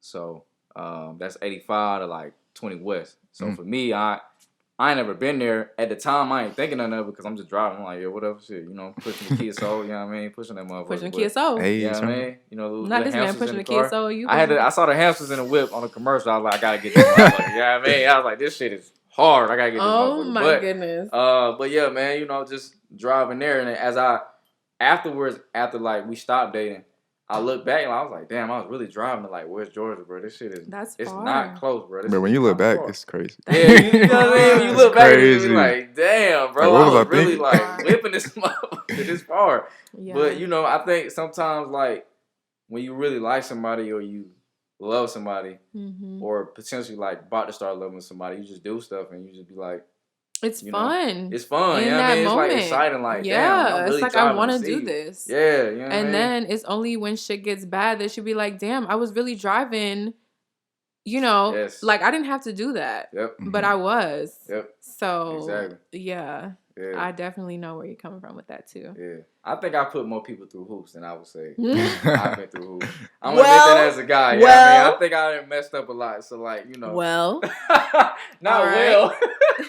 That was some tea for. I think I put people through hoops more than I've been through the hoops. I know that's going. That's real life. That might have set my fellas a little bit, but you know, I just want to be honest. I'm glad you said it. You know what I'm saying? I'm glad you said it because that's real life. Yeah, I think as black women, we didn't put y'all through a lot. We making up for it now. You know what I mean? We being faithful. You know, doing things we gotta do now. But I just think you know. I keep hitting the mic. I'm sorry. Apologize. I keep hitting it. Keep hitting it. You good? You Because good? we getting in depth with Trying to get the So straight. But yeah, I think that's probably I would say the longest, bro, that I've actually had to go see somebody before. I'm still stuck on the hoops. That was great. Great question, Devin. Wow. Straight. Amazing. Yeah, that was dope, man. For real. Wow. Our conversation has bounced so many different places today. I love it.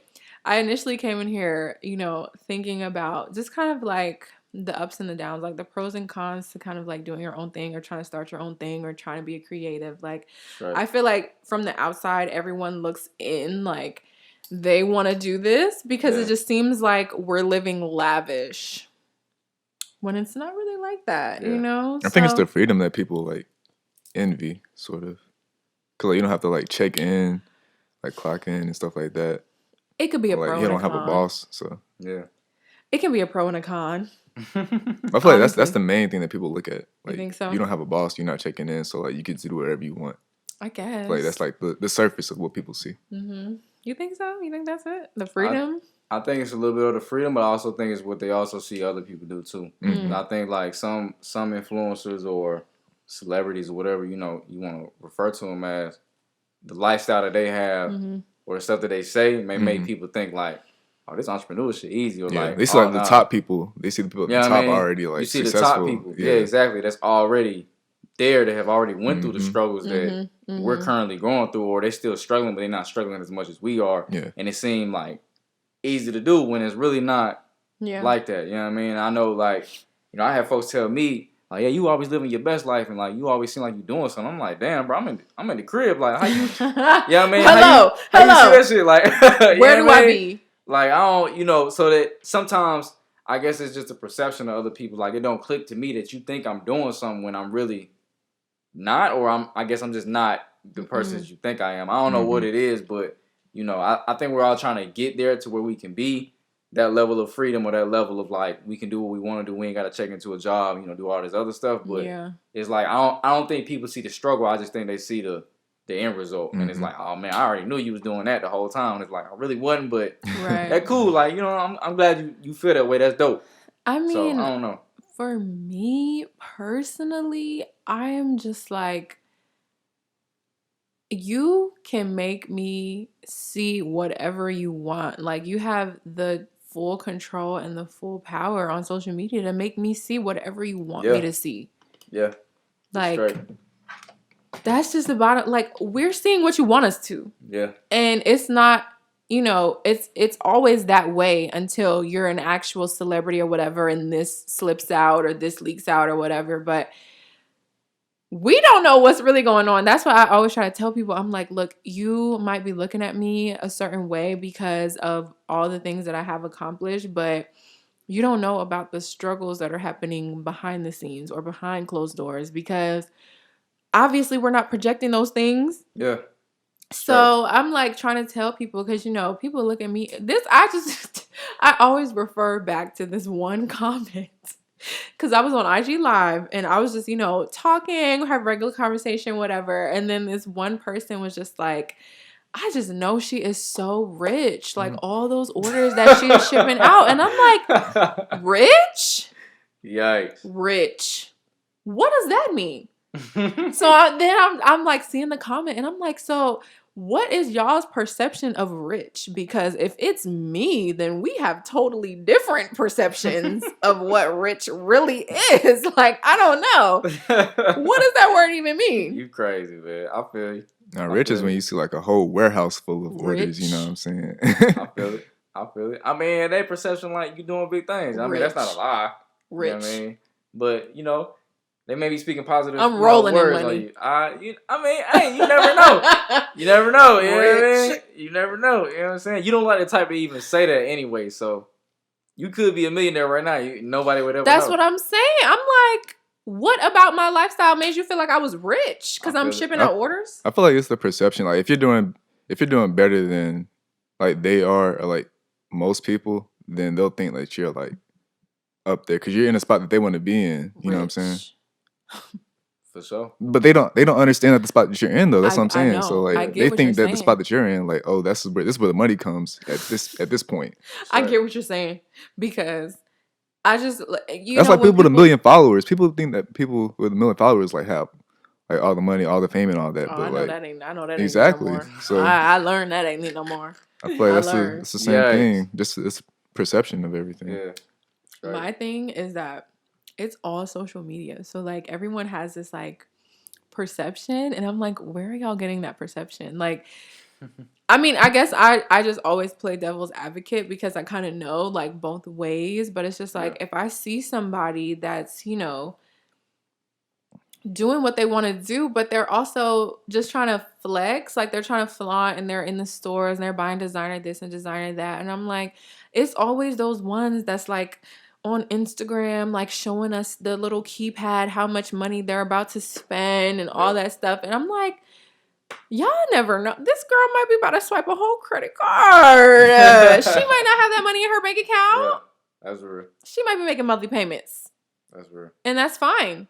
But let's not flex, you know? Yeah. So that's why I'm just like, I don't ever try to, you know, be like, oh yeah, they must be rich, rolling in money, whatever. Because at this point in life, like, we can get anything that we want and we don't got to pay for it today. True. I don't know. Maybe that's just the way my mind is thinking, but nah, I feel you. Yeah. Listen, being an entrepreneur and being a creative, I feel like is even harder. It's harder than a regular job. Like I try to tell people that. I'm like, when you have a quote unquote regular job that you clock into, you have a time that you're supposed to clock in and a time that you're supposed to clock out. Now, when that time comes that you're supposed to clock out, if work is not done and they're not offering overtime, baby girl, that work's not getting done today because I had to clock out. That's not how my life works. Yeah. I'm like, y'all have to realize that it's like, it's not the same. It's not easier. It might seem like it's more fun. Yes, because I can pretty much, you know, control everything that happens with my schedule and, you know, what I want to do, or I just have the freedom to get up and go on vacation if I really wanted to. But the work side of it, you know, that's why people say entrepreneur life and being a creative is not really cut out for everybody, because a lot of people can't deal with not having structure, not having direction, not having, you know, a sense of security. And I'm learning that a lot right now because it's just like my life is unpredictable. Unpredictable. Like my life can change any given day, any given moment, any given second. Absolutely. Whether that be in a good way or a bad way. It's like, you know, I could get an email right now from a brand that I've always wanted to work with, and that could be a 5, 6, 7, 10,000. Who knows how much money could be in my email right now? Yeah. It could be like that, or it could be like, oh yeah, you know, it's a dry patch. We could go 5 days with no orders on Smudge or no orders on Crochet by K or whatever. And it's just like, now what? Like, it's so much uncertainty in being an entrepreneur and being a creative, especially if you're freelancing. I don't label myself as a freelancer because I have a business, I have a YouTube channel, I have a podcast, I have all these things. I'm kind of, you know, not really depending on a client, but I am depending on other people to spend money. So at the end of the day, it's just like my life is dependent upon what everyone else is doing and what everyone else's life looks like. So it can be very, you know, uncertain, very risky. It's very much like scary, especially, you know, when you go through a rough time in your life. So I just be trying to tell people that I'm like, there's a lot of ups to entrepreneur life, but there's also a lot of downs. And when you're an adult and when you have bills, you know, your bills are not changing every month, but the amount of money that you make every month is gonna change. It's like, you know, I'm not going to work at a place where, you know, my pay is flat. I know what I'm gonna get. And I'm not going to get less than that unless I call out. I'm not going to get more than that unless I work overtime. I might have a week where I work 20 more hours than I did last week and I make less money, you know? Right. So it's just like, you're just in a space where you don't know what's going to happen.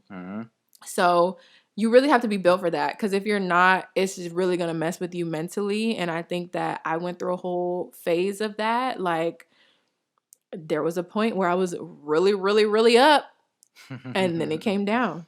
Right. Then it went back up. Then it came back down. Like, it's like, you know, we're riding a wave right now, Yeah. and Right. everybody can't do that. You know, everybody can't handle that wave. Yeah, that's real. It's a lot. So Yeah. I think that was really on my heart, because people, they look at me and they think that I'm living it up. I'm like, y'all, it's people out here that's doing the same thing that I'm doing, and they're going out to eat every day. They're showing that on social media. They're out at the clubs. They're buying bottles. They're getting sections. They're going on vacation. They're doing all this stuff. I'm like, I'm not doing that. So why do y'all think that I'm out here living lavish? I'm going to work, coming home, work home, work home. That's it. Like, I'm not, you know, I'm not doing anything out of the ordinary that I feel like, you know, people would look at me in that light. But like Devin said earlier, it's just like, if I'm in a place where they want to be, then they just feel that way. But I'm like, look, I follow people that are in places that I want to be. I'm like, I want to be on vacation right now. Straight. I want to be able to be like, I'm not going to work today because I got a team of people that's going to take care of it, so I don't got to show up. Yeah. That is not my life right now. If I don't show up, the work is not getting done. That's just it. Yeah, I feel you. Like, I don't got a team of people right now. So I don't know what, I guess it's really just a whole perception thing.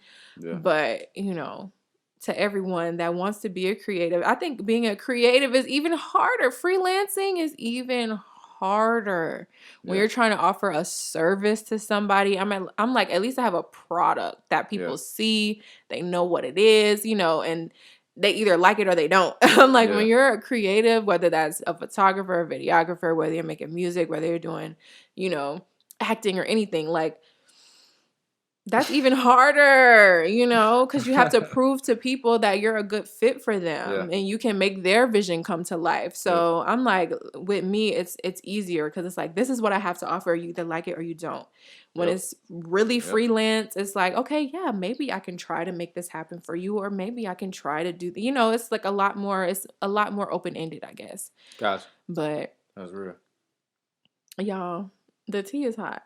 Okay. There's some ups to it. There's some downs to it. Absolutely. Man. The up for me is that I don't have to answer to anybody. If I don't feel well, I don't have to tell somebody that I don't feel well today. I can just take that day, you know, and it might be a sacrifice for me because every day is precious when you're in business, but at least I can still take that day. Straight. That's word. I don't gotta call nobody. Yeah. I don't gotta tell nobody. I don't gotta be waiting for a yes or no. I can just take that day. Yes, that's beautiful that you can do that. But I'm gonna make up for that day later. I promise you I will. I promise you I will. Straight. I'm gonna make up for that day later. It's never a time where it's just like I'm just chilling. You know, I'm always working and my mind is always going, like you said earlier, brain is always spinning, thinking about the next 10 steps when I should be trying to finish the step that I'm in right now. So it's hard, you know? It's like, dang, can I process where I'm at right now before I try to get to the next spot? Yeah. It's hard because it's like you feel like you got to keep up with a trend or you got to keep going and keep it relevant and keep it fresh. But it's just like, I haven't even processed the spot that I'm in right now. Yep. To then move on to the next spot. Yep. Straight. I feel that. Into that, I'm gonna sip my wine. I'm gonna sip my wine now because that's real life. Nah, that's real talk, man. It's ups and downs, and you know, I think creative freedom and financial freedom is beautiful, but you got to get there. And if you ask me, I'm not there yet. So if you're looking at me, I'm not there yet. I'm still working on it. You know, life happens and life is unexpected, and you know, times change. So it's just like you gotta always kind of refocus or reevaluate when you're doing your own thing. You kind of always have to reevaluate. I feel like big brands do it too, but you know, they have more capital, so it's not as big of a effect as it is for us small ones. But it's a lot. I agree. To keep up with. For sure. For one person. I'm like, if you have a team, all right, cool. Blessings. Yeah. That's word. I agree. Because you got a team. No. You got a team. Who? You got a team. I got a team. You got a few people that help you. Help me, yeah, but Correct. I ain't got like a team. Like, you know what I mean? have people that help me. I have Devin and I have my mom. I have two people that help me on a daily basis. That's dope. But that's a 3-person team. Right. We can only do but so much. Right. Exactly. Exactly. Yeah. So I think I'm trying to get to that point where I can have a team on payroll type thing. Like, you know, I'm always like, I guess to me, I'm always a person I want to put people on. I want to bring people, you know what I'm saying, in certain situations, especially if I'm doing something that's, I feel like it's going to be monumental. I always try to bring somebody in. So, like, if you see my videos, I'm always bringing, like, the homies in. I'm always bringing somebody in. Yeah. I always got, like, Mel talking in it, or, you know, like the last one I had Raven and Amani talking in, or, you know, other people like that. So I'm always trying to do something to where it's, like, putting people in a position to do something. But it's like, you know, if you don't, to me right now, at least, like, it's cool if they helping, but I don't want them to feel like they obligated or like they gotta like, you know what I'm saying, do that for me. So I want to be able to put people in a position where either we making money from it or like I'm giving you opportunities of what you want to do. You know what I'm saying, to see what you want to do. You know what I'm saying? Definitely has to benefit both parties. Yes, for sure. Yep, absolutely, absolutely. But it is, like you said, like it's a lot of up and downs with everything, man. And I think, you know, it's a lot of beauty in it, and it's a lot of struggles in it at the same time. Yeah. So. And I think, you know, people, I mean, it's not real until you're in it. Yeah. That's what I learned. It's not real until you're in it. But I'm now seeing, you know, a lot of people talking about, you know, their mental health, because I feel like the pandemic in general kind of mentally messed with a lot of people. Oh, yeah. But also, like, being in business during that time, and then, you know, when stuff started to die down too, I feel like it's also a thing that messed with me mentally. So I feel like I appreciate it more now because people are more open to talking about mental health, and they're talking about things that, you know, they had to get through and go through or whatever. Straight. So yeah, I'm like, you don't really know how hard it really is until you get into it. Yeah. And I wouldn't say that, you know, this part of the process where you're going through something is not worth starting. Right. It's not worth, you know, you not doing it. You shouldn't not do it, but just know, like, you're going to go through stuff to get to where you want to go. That's just the name of the game. It's not like peaches and cream. It's not a smooth ride. It's not going from point A to point B. It's not that. Yeah. And I just try to let people know, like, even if it's not, you know, being in business, whether you're a music artist or a producer or whatever, it's just like you're gonna go through all kind of stuff, and it's just like you just got to get through it. Yep, it's a lot of time, Just know that shit. It's a lot of time. It's a lot of social media time. It's a lot of connecting with people time. It's a lot of like investing your time and everything. A lot of time where you don't see an immediate return. Yep. It's a lot of money as well. So don't think like talk about this shit is gonna come cheap. Like, this shit is, you know, legit. I remember, man. It's crazy. I remember being in a meeting at my job. We, like, you know, do this thing called Thorns and Roses and stuff. And this is back when my guy got the call, Boom, man. What up, Boom?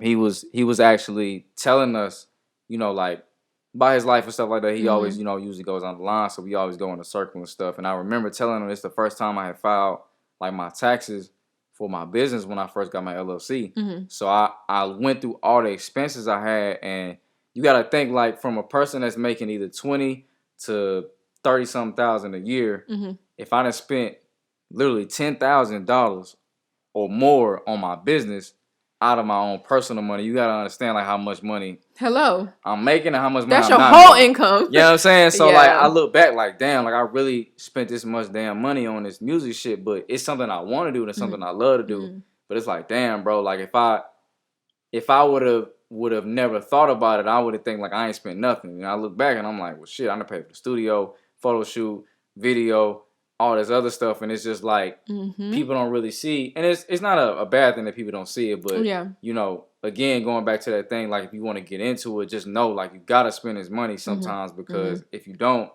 you're not gonna get the quality of stuff, at least, that you want. So, you know, I'm not saying like everything is gonna cost, and sometimes you can make connections and things to be free, but 9 times out of 10, somebody gonna want some money. Company gonna want some money, or a website gonna want some money for you to, you know what I mean, buy something, purchase something, make a logo, whatever. So it's not gonna come cheap. And then again, you know, I don't know what's worse. Is like spending money is worse than the time, or they kind of equal. But just the time and the money, man, is to me is always like an up and down thing. And I think it's a blessing more than it is a curse because you kind of get to learn and, you know, maneuver better for the future. But it's going to take a lot out of both of them components to make that business survive and be successful. Speak on it. Straight. you can't get that time back, y'all. Yeah, you can't get that time back. I mean, you can't get that money back either. Not that same money, but it's always new money. But you can't get that time back. Like you can write that money not coming off. back. Yeah, you know what I mean. Like it's not coming back. You can write that money off in your taxes or something, or you can make, you know, get a new job and get more money, whatever the case may be. With that time, you can't get that back at all. So it ain't coming back. Yeah, that's irreversible because you know, make sure you want to do this, man. Even if you don't like it, don't work. That's cool too. But just know, like, you gonna put time in. Make sure that you want to do this. Yeah. Because when you're passionate about something, you're not just gonna give up on it once one thing goes wrong, and then you know. Yep. Please don't. Please don't. You never know. So as an independent artist, currently, would you ever sign a record deal? Like with all the knowledge and everything. Wait. You done brought up some tea that I forgot about. Wow. You done brought up some tea that I forgot about. Oh, Let's talk about it. Let's talk about it. You may answer the question first or get into that first? All of it. Come on. Okay. To answer the question, so I was actually watching a show, man. It's on Netflix. I think it's like the Hip Hop Revolution or something like that, where it's got like all the artists from different cities and stuff. And I was looking at Cash Money and how they signed a deal and how like Master P got his own deal and stuff like that. Yes, if the deal is right. If it's like a distribution deal or something, like I get like 85 and they get 15 or, you know, something like that, I'll do it. But I'm not signing no 360 to where like you gotta control my Instagram and like everything I post and even the content that I'm bringing out. Like I'm not that kind of guy. Like I'm not saying that, you know, I'm not willing to listen to somebody to help me, because I am. I'll take criticism. I'll take guidance. I'll learn. I'm always trying to learn. But when you try to be so into my creative process that I ain't got no freedom, or you even tied it in my money where my money is going like 5-10 different people, it's like, I don't know, bro. This ain't for me. So if I actually came across the right deal where they like, hey man, we love what you do, and it says actually like in the contract, you got creative freedom. You can do your Instagram, your website, all that, your merch, whoop whoop. All we want, you know, is a cut of the music or a cut of like, you know, this whatever you want to make. I'm down with it. That's cool, because that sounds so much better when you're like able to like be like J. Cole or somebody where you can own your masters versus somebody that, you know, when we were growing up, we probably listened to. They got put on a shelf or, you know, don't have their masters right now. For instance, my boy Mace don't got none of his music on his catalog that he got, and he was back popping when we was kids. Yeah. And looking back 90s. Now, it's like, damn, bro, that's, you know, 20 something. Yeah. For the old 90s babies or the 80s babies, that's 30 years ago. So it's like, damn, like I don't want to be that kind of person to where my music and the stuff that I put my blood, sweat, and tears in, quote unquote, is gone because a machine that don't really care about my well-being, they just really want the money.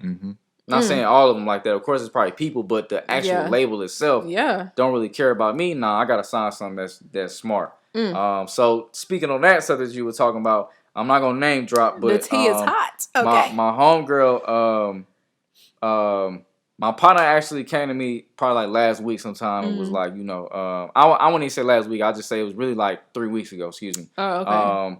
But she came to me and she was like, you know, man, I was, you know, playing a song for somebody, you know, Woody Whoop, and it happened to be an A&R for a label, and they was like, you know, it's dope. Like you know, the A&R was like, that's dope. We really love it. You know what I'm saying? We really love it. It's 85 South, of course.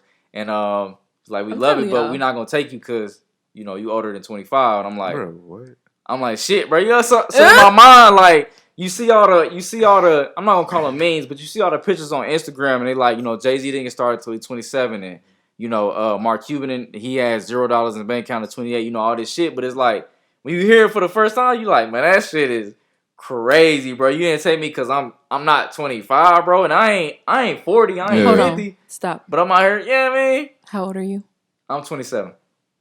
You know what I'm saying? So for me, it's like I wasn't even mad. I really was just laughing. Like I get it. Like that's your, you know, that's your business. How you roll? Okay, cool. That just meant it wasn't for me. You know what I'm saying? At that time, and that means something better coming. That's how I feel about it. Hello. And so I see the industry now, because like a lot of the people that are coming up are definitely like probably like even younger than 18 right now. Yeah, they're like starting 18, at like 16, bro, 16, 21. Yeah. Like, you know, they're young. I get it. I ain't even tripping, but it's just like, I know my talent. I know who I am. They ain't gonna stop me. So I'm just like, that's cool. But it's just funny to hear, like, damn, you dope. I would take you, but you're too old. Crazy. Yeah, man. Like 27 ain't even old. I'm like, oh my god, bro. And so that's what I'm saying. Like, damn, it's like, yeah, it's like that. older than 25 It's is like the that. new old now. That's crazy to me. It's like, damn, bro. You know, I don't know nothing about that. That's why I was just like, we was talking about it. I was like, wow, that's crazy. Like, damn, not I just missed the mark. Like, yeah, I mean, damn, the only thing I can think about with that is they're trying to get somebody young so they can like take advantage of them. And that's what a lot of my friends are saying. Yeah. Because you level headed, you know what you want, you know what you don't want. Yeah. So like when I asked you about the industry, about sign a deal, like you already know, like I need to have control. And they know people that's like younger than 25, they probably don't even know. They don't care. About they just want to get in. Exactly. That's it. Yeah.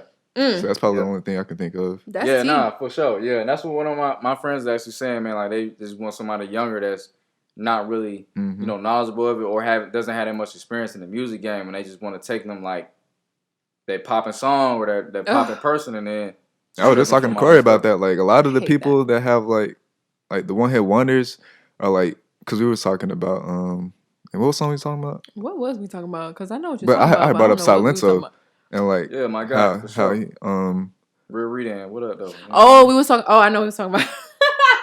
Because we was talking about how that Trackstar video was coming out again, like how they was about to do a Trackstar video, but he already had heard that like song, a music the Trackstar video song already from TikTok? up. Yeah, for sure. But he already had the official music video up on YouTube, but then now he just dropped another video and it had what's her name? Coi Leray in it. Yeah. Okay. I don't want to say her name wrong. I've never said her name out loud. Oh my God, that's crazy. Yeah. So yeah. But like a lot she's in the video. Oh, okay. She's in the song too? Not in the song, but in the video.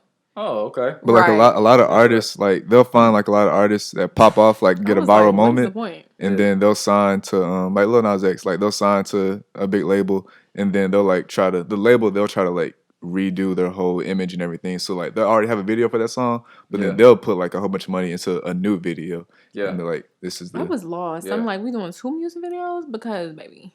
No, because like you said, you didn't even know that the first video was out, right? I sure did not. Exactly. So they'll make them do that. And that's I did not know we're gonna take that one down. We're gonna change it. What we gonna do? Because it literally says Trackstar official music video. I was like, are we gonna take that down or we gonna leave that up? We gonna change this. I think Soulja Boy, even he got like 2 videos for. Soulja Boy is funny as hell right now on TikTok with that damn dance.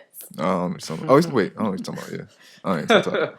Yeah, big Soulja Boy. She make it clap, clap, clap. He gonna stay. He gonna try to stay the same one way or another. Yo, and he is. That's why I'm like, damn, like that's crazy. Hey, he invented the scene, man. Yeah, right. Real shit. Real stuff. He wants y'all to put some respect on his name. Like people really be trying to dog him out. I'm like, y'all better give Soulja Boy credit where credit is due. Like, come on now, y'all know we was all bopping to Soulja Boy back in the day. I was watching. I forgot I was watching it, but I saw the Soulja Boy. The dance on Instagram, and I was like, this is like a TikTok dance. Like this is what they doing now. Like they did all the dance moves. And I was like, bro. Yeah. And he sure enough got a whole dance to his song right now and milking every minute of it as he should. Yep. As he should. Yep. Straight up. Period. Literally, no. Life is crazy. Life is really crazy, and I'm happy for you. Honestly, because you know what you want and what you don't want. And sometimes, you know, when opportunities come your way, you have to make a decision. Like, am I really going to compromise what I want out of this at this point in my life to just say that I did a certain thing and to get those, you know, those instant benefits of that thing? Am I really going to compromise my image and what I stand for that? Or am I going to say no to certain opportunities? I mean, you have to be really strong to do stuff like that. Yeah.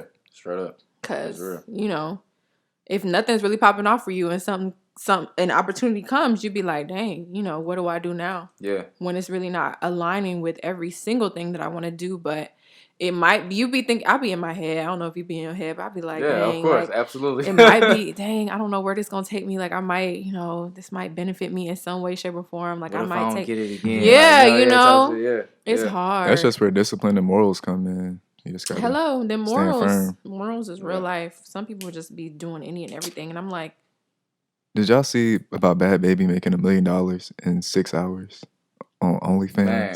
OnlyFans. Doing what?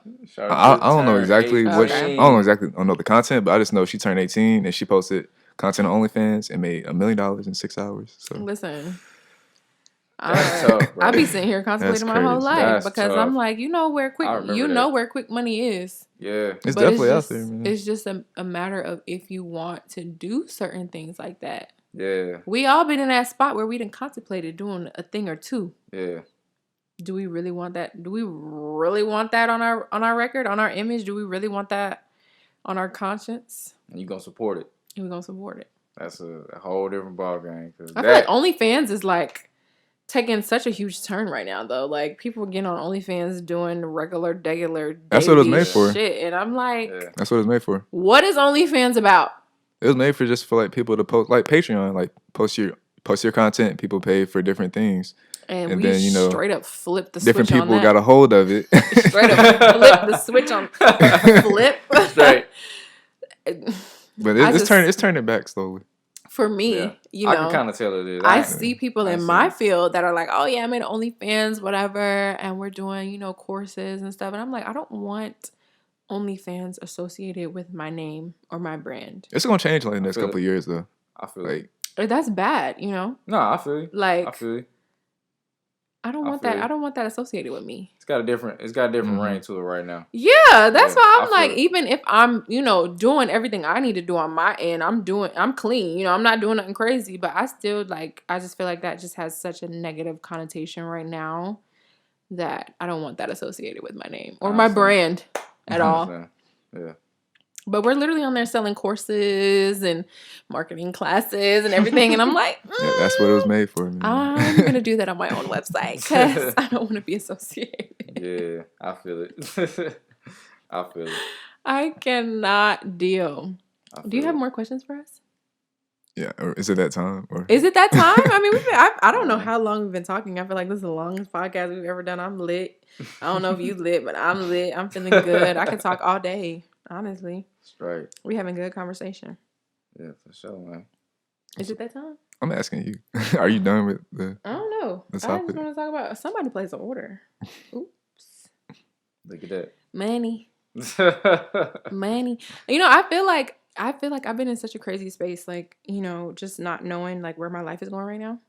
For sure. I don't know what I'm doing.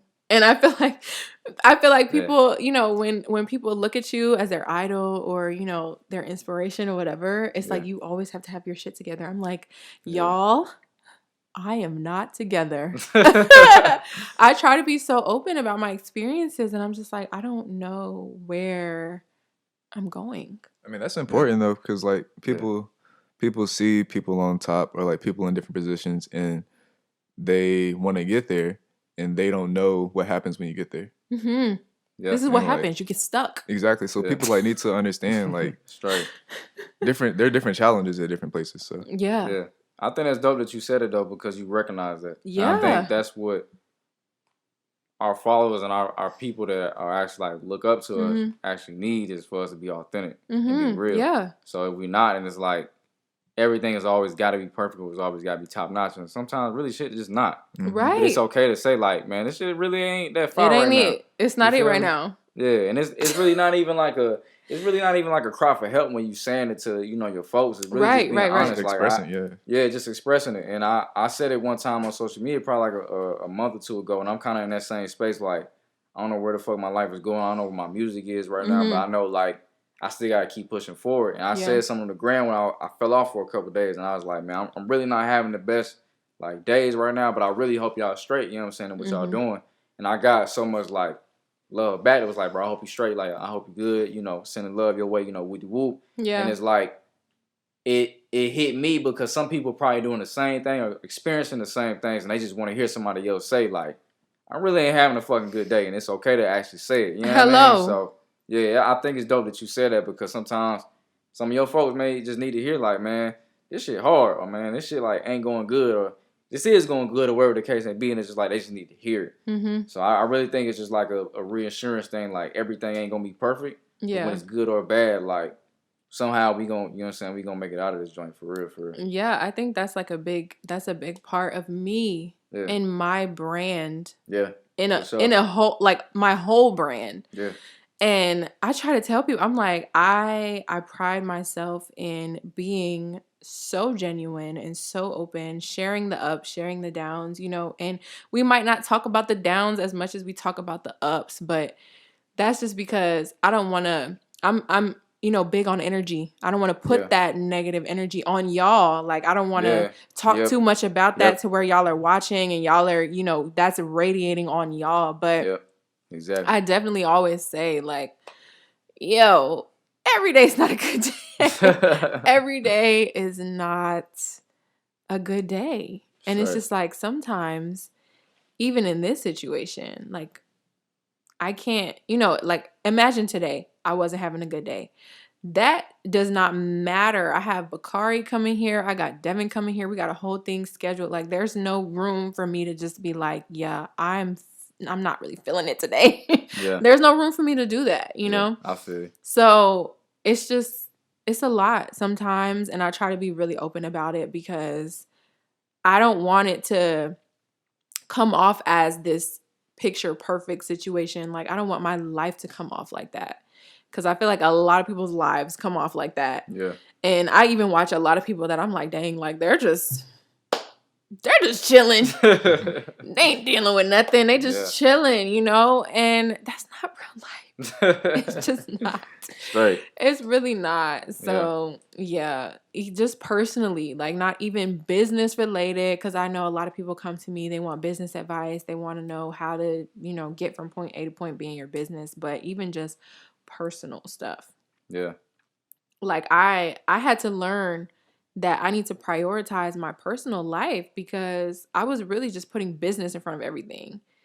And I had to figure it out the hard way that like I can't really think about business stuff or pour into my business if I'm not okay personally. Like if my emotions are not stable, if I'm not feeling good, if I'm not, you know, feeling confident or feeling motivated, I can't really cater to y'all or cater to my business or, you know, give anybody else any piece of me if I don't make sure that I'm okay. Yeah, the quality you're going to put out ain't the same. It's not. Absolutely. It's really not. So I'm like, that's real life right now. That's real tea right now.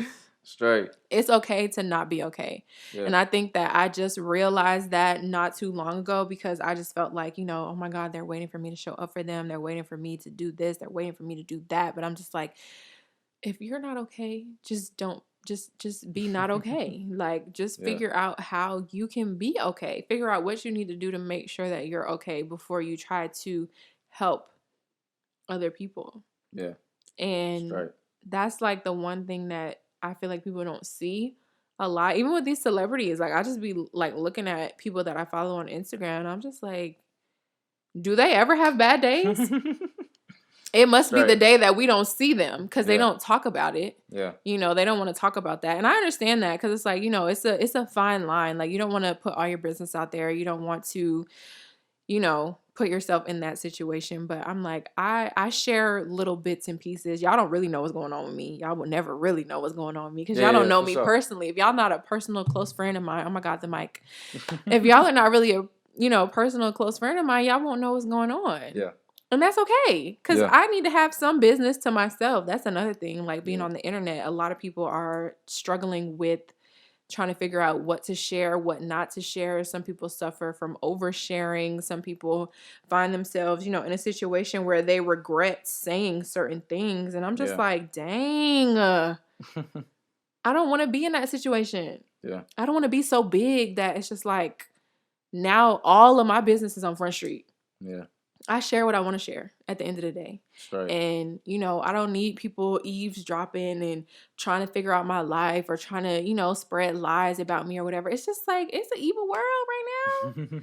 I'm like, I don't want to ever be in that situation. So I'm like, yeah, I want to grow my platform. I want to, you know, impact other people. But I don't think I ever really want to be a celebrity, like an actual celebrity. Okay. Interesting. Okay. I don't think I want to be that. Okay. Because Okay. I follow people that I look at like celebrities, but they don't consider themselves celebrities. And the Okay. media doesn't consider them a celebrity. They have a lot of followers. They create content. You know, they do things. They work with certain brands, but they're not considered celebrities. Gotcha. They're influencers. Gotcha. They might be Okay. big influencers, but, you know, they're not the topic of discussion. I feel like there's a handful of people that we always see in the shade room. There's a handful of people that we always going to be talking about, you Yeah. know, even though there's a lot of other people that have the same credentials, the same amount of followers, the same amount of views, maybe even Yeah. more, but, you know, we just don't talk about them. Yeah. I'm like, I don't ever want to be a celebrity. I feel you. I don't want people to, like, you know what I'm saying? Like, I just Yeah. don't want that kind of spotlight when one little thing goes wrong, or if I, you know, do something that I didn't mean to do, or whatever, you know, just it Yeah. could be anything. Yeah. I don't think I want to be in that spot.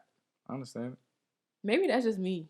it. I don't know, because I just feel like life is crazy right now. You know, we always looking for the next thing to talk about, and I'm just Yeah. like, y'all could literally take one little small thing to discredit someone's whole journey. Like, please, no.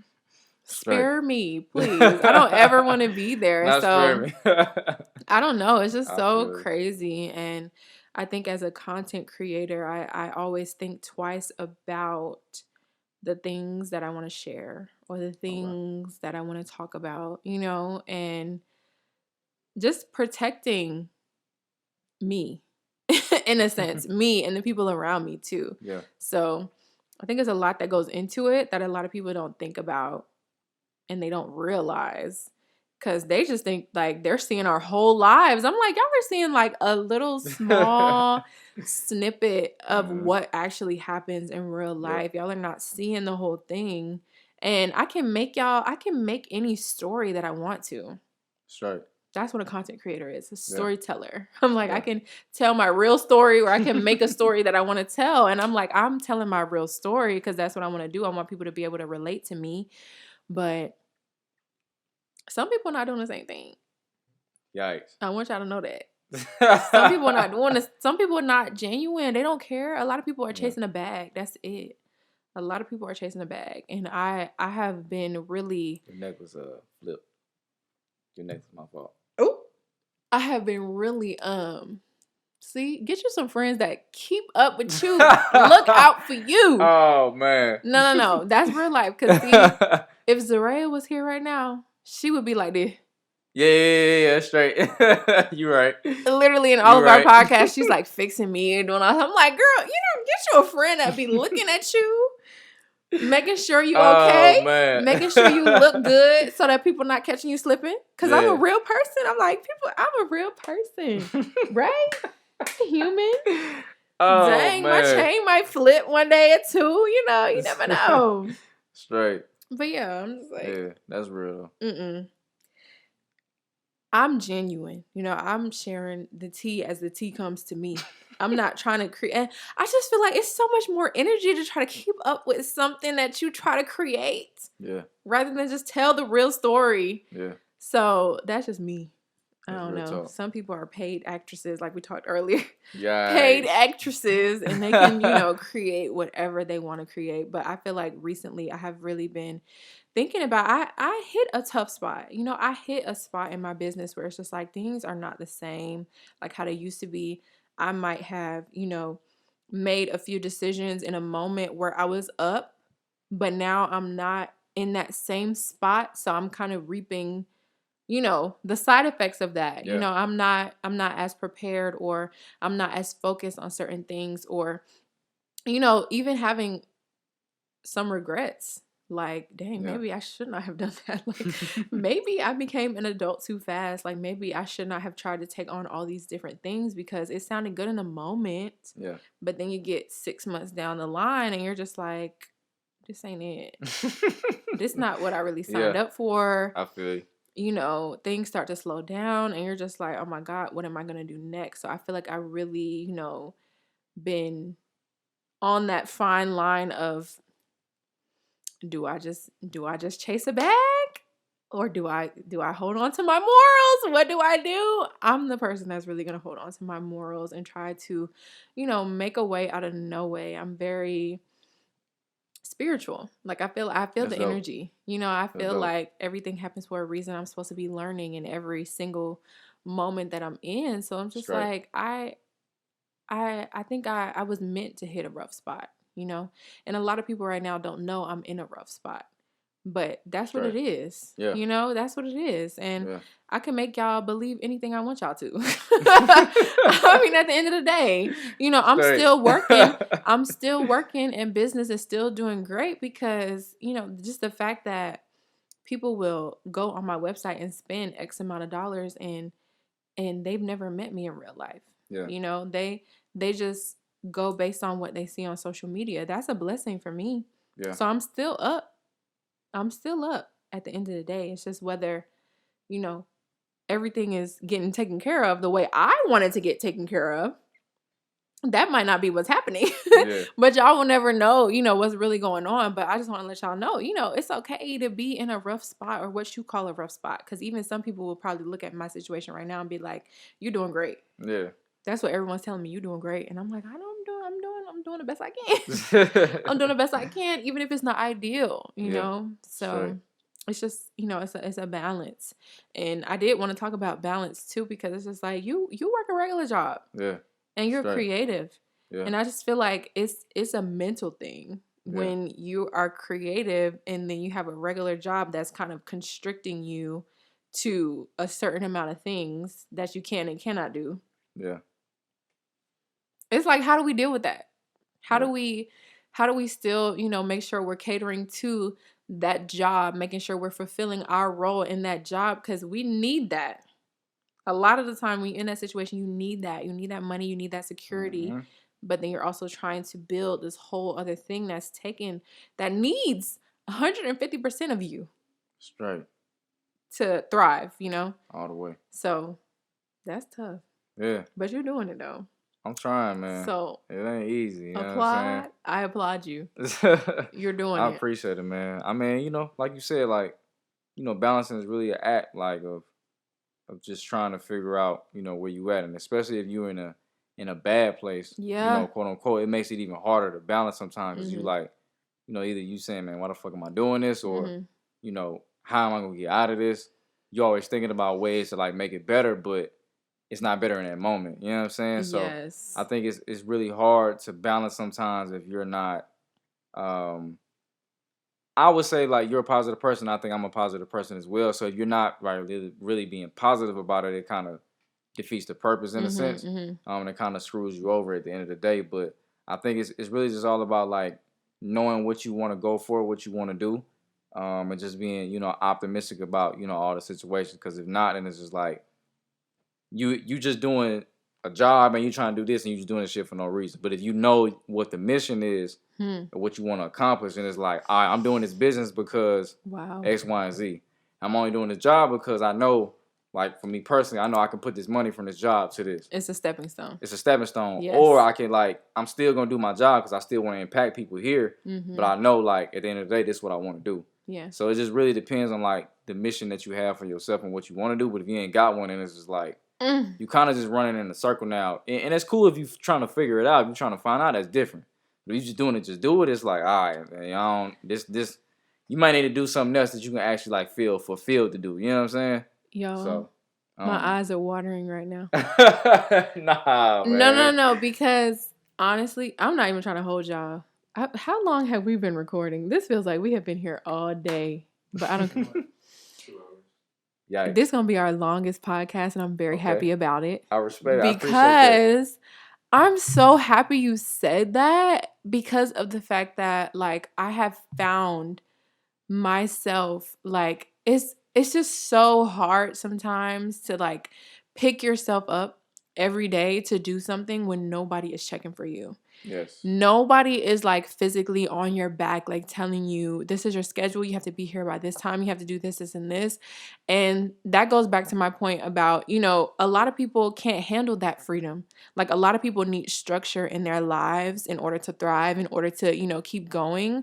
So when you're an entrepreneur, even a creative, and you kind of make all the rules yourself, it's hard. Like, if you're not feeling like your best self that day, or if you're not feeling like you're super motivated today, if you're having a bad day in general, it's just like you're not able to pick yourself up. You don't have that harsh thing that's making you do that thing. Like you don't have that. You don't have that. So I find myself in that situation where it's just like, wow, I'm really tired today and I don't want to do this. But I also find myself in the same situation where it's like when I am in a good mood, when I do just try to pick myself up and do my daily tasks, when I do turn on some music, when I do turn on some Sunday service, when I do, watch Homecoming or watch something that I know is going to uplift me in some kind of way, those are the times, I swear to God, I swear to you,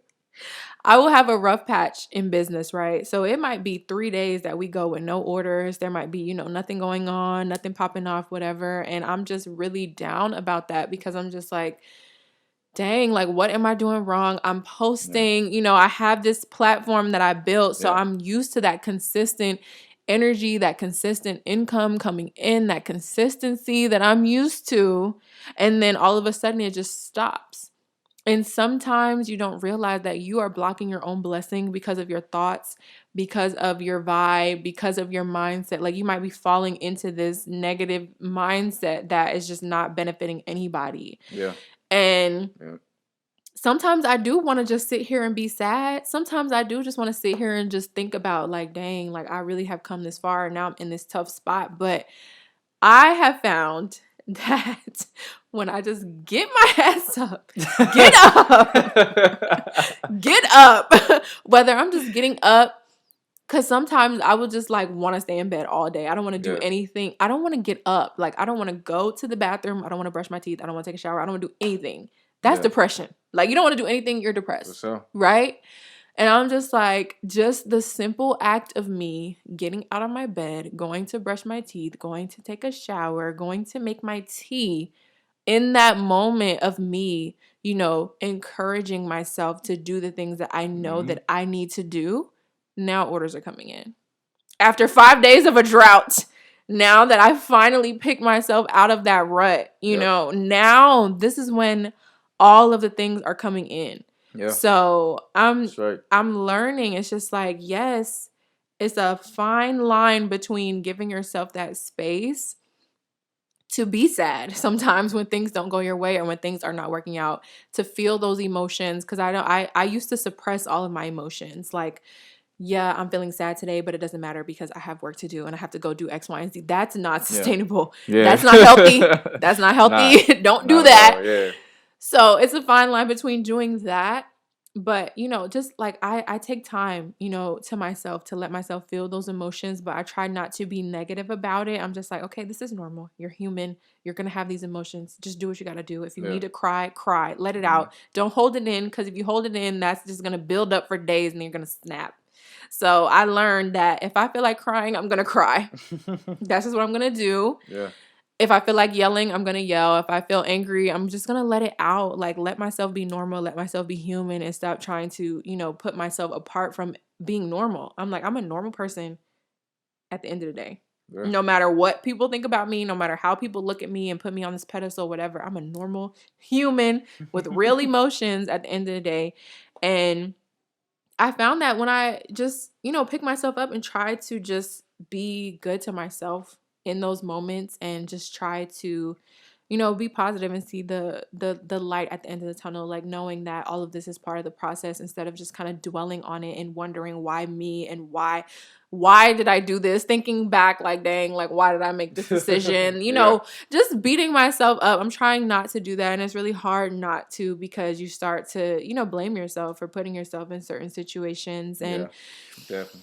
I just found that when I tried to just, be productive, even like today, like yesterday was not a good day for me.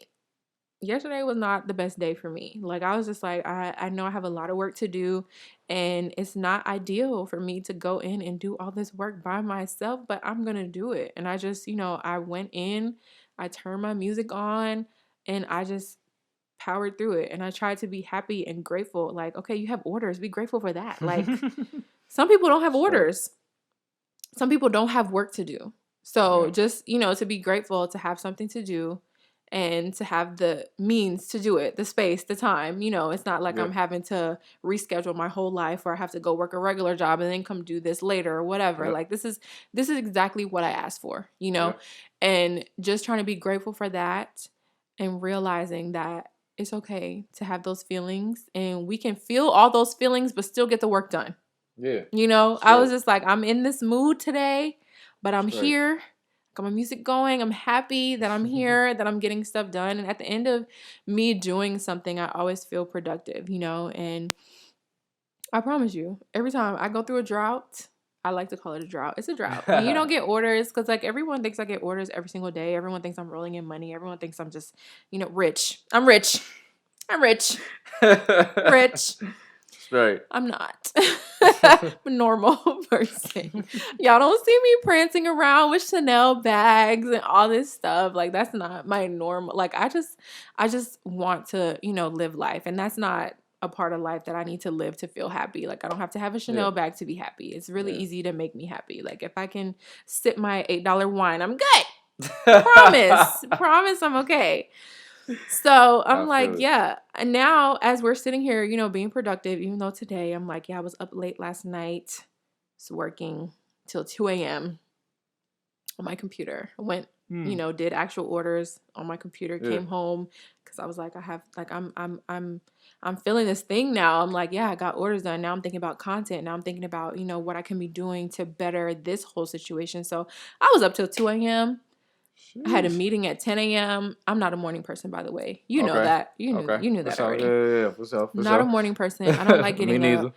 And I'm like, yeah. I looked at the clock. I was like, oh, it's 2. You're going to have to be up at 9. You're not going to be happy when you wake up. Maybe you will be happy. I was like, you know what? You know, you just got to do what you got to do. You got a meeting at 10 to 11. You got a podcast film. Celebrating our anniversary today. So. Oh, man. Happy anniversary. Yo, what's... Thank you. Y'all just skip out of that. Wait, what's going on with y'all, man? Happy anniversary to y'all. 5 years. What's up? 5? 5. That's crazy. Yo, salute, bro. Y'all just gonna leave that out the whole time, huh? I mean, that's you know. wild, bro. You ain't say that when I walked in. You ain't know. say that when you walked. What's good, bro? Yo, y'all are tripping right now. Y'all did right now. We're just living life. We're just living life. Oh, man. Hey, happy anniversary, man, to y'all. You know what I mean? Y'all heard it here first. You know what I mean? It's the anniversary. They didn't want to say it, so I'm going to say it. Happy anniversary, y'all. You feel me? Appreciate y'all that. so humble, bro. That's crazy. We are. We're just chilling. I feel it. We're just chilling. Cool. Okay. We're just chilling. We're just like, you know, right, my bad. With his schedule and my schedule, we just have to find happy medium. It's like we're gonna work, and then after we work, we can play. Okay, I feel it. But I mean, the way you was talking, you was just like, yeah, and then you know I got this, that, and the fourth, and it's our anniversary today, and this, that, and the fourth. And it's like, hold on, bro, back up. You know what I mean? Let's run that back. But all right, I'm listening though. My fault. Sorry. It's a lot, you know. Yeah, and sure. I don't know. It's just like, I just told myself, it was like, look, it's gonna be a good day regardless. I feel like when you have that mentality, when you try to put yourself in a position to be in control, because it's like, you know, life happens, you're not in control of everything. But I was just like, yeah, I got my work done yesterday. I came home. I was doing what I really wanted to do. I didn't care what time it was. I was planning. I was writing in my journal, you know. Yeah. And then I was like, you're going to have to get up in a few hours. It's going to be fine. You're going to be great. You're going to have a good time. Just make the best out of it. And I'm like, today's a good day, you know. Yeah. And orders are coming in. Yeah. So I'm being productive. I'm happy.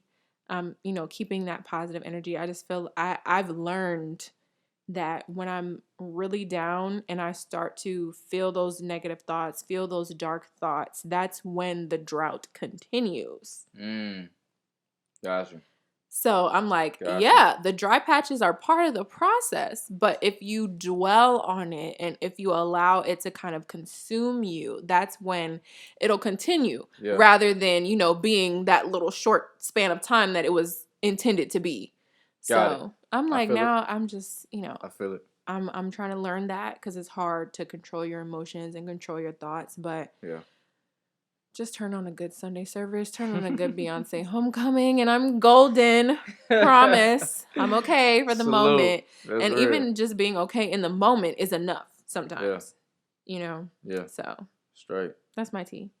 That's real. Devin? Questions, please. I will keep talking. We're going to be here for 3 hours and my first 4-hour long podcast. I don't know if you want to edit all that footage, you know what I'm saying? So just hit me with some questions.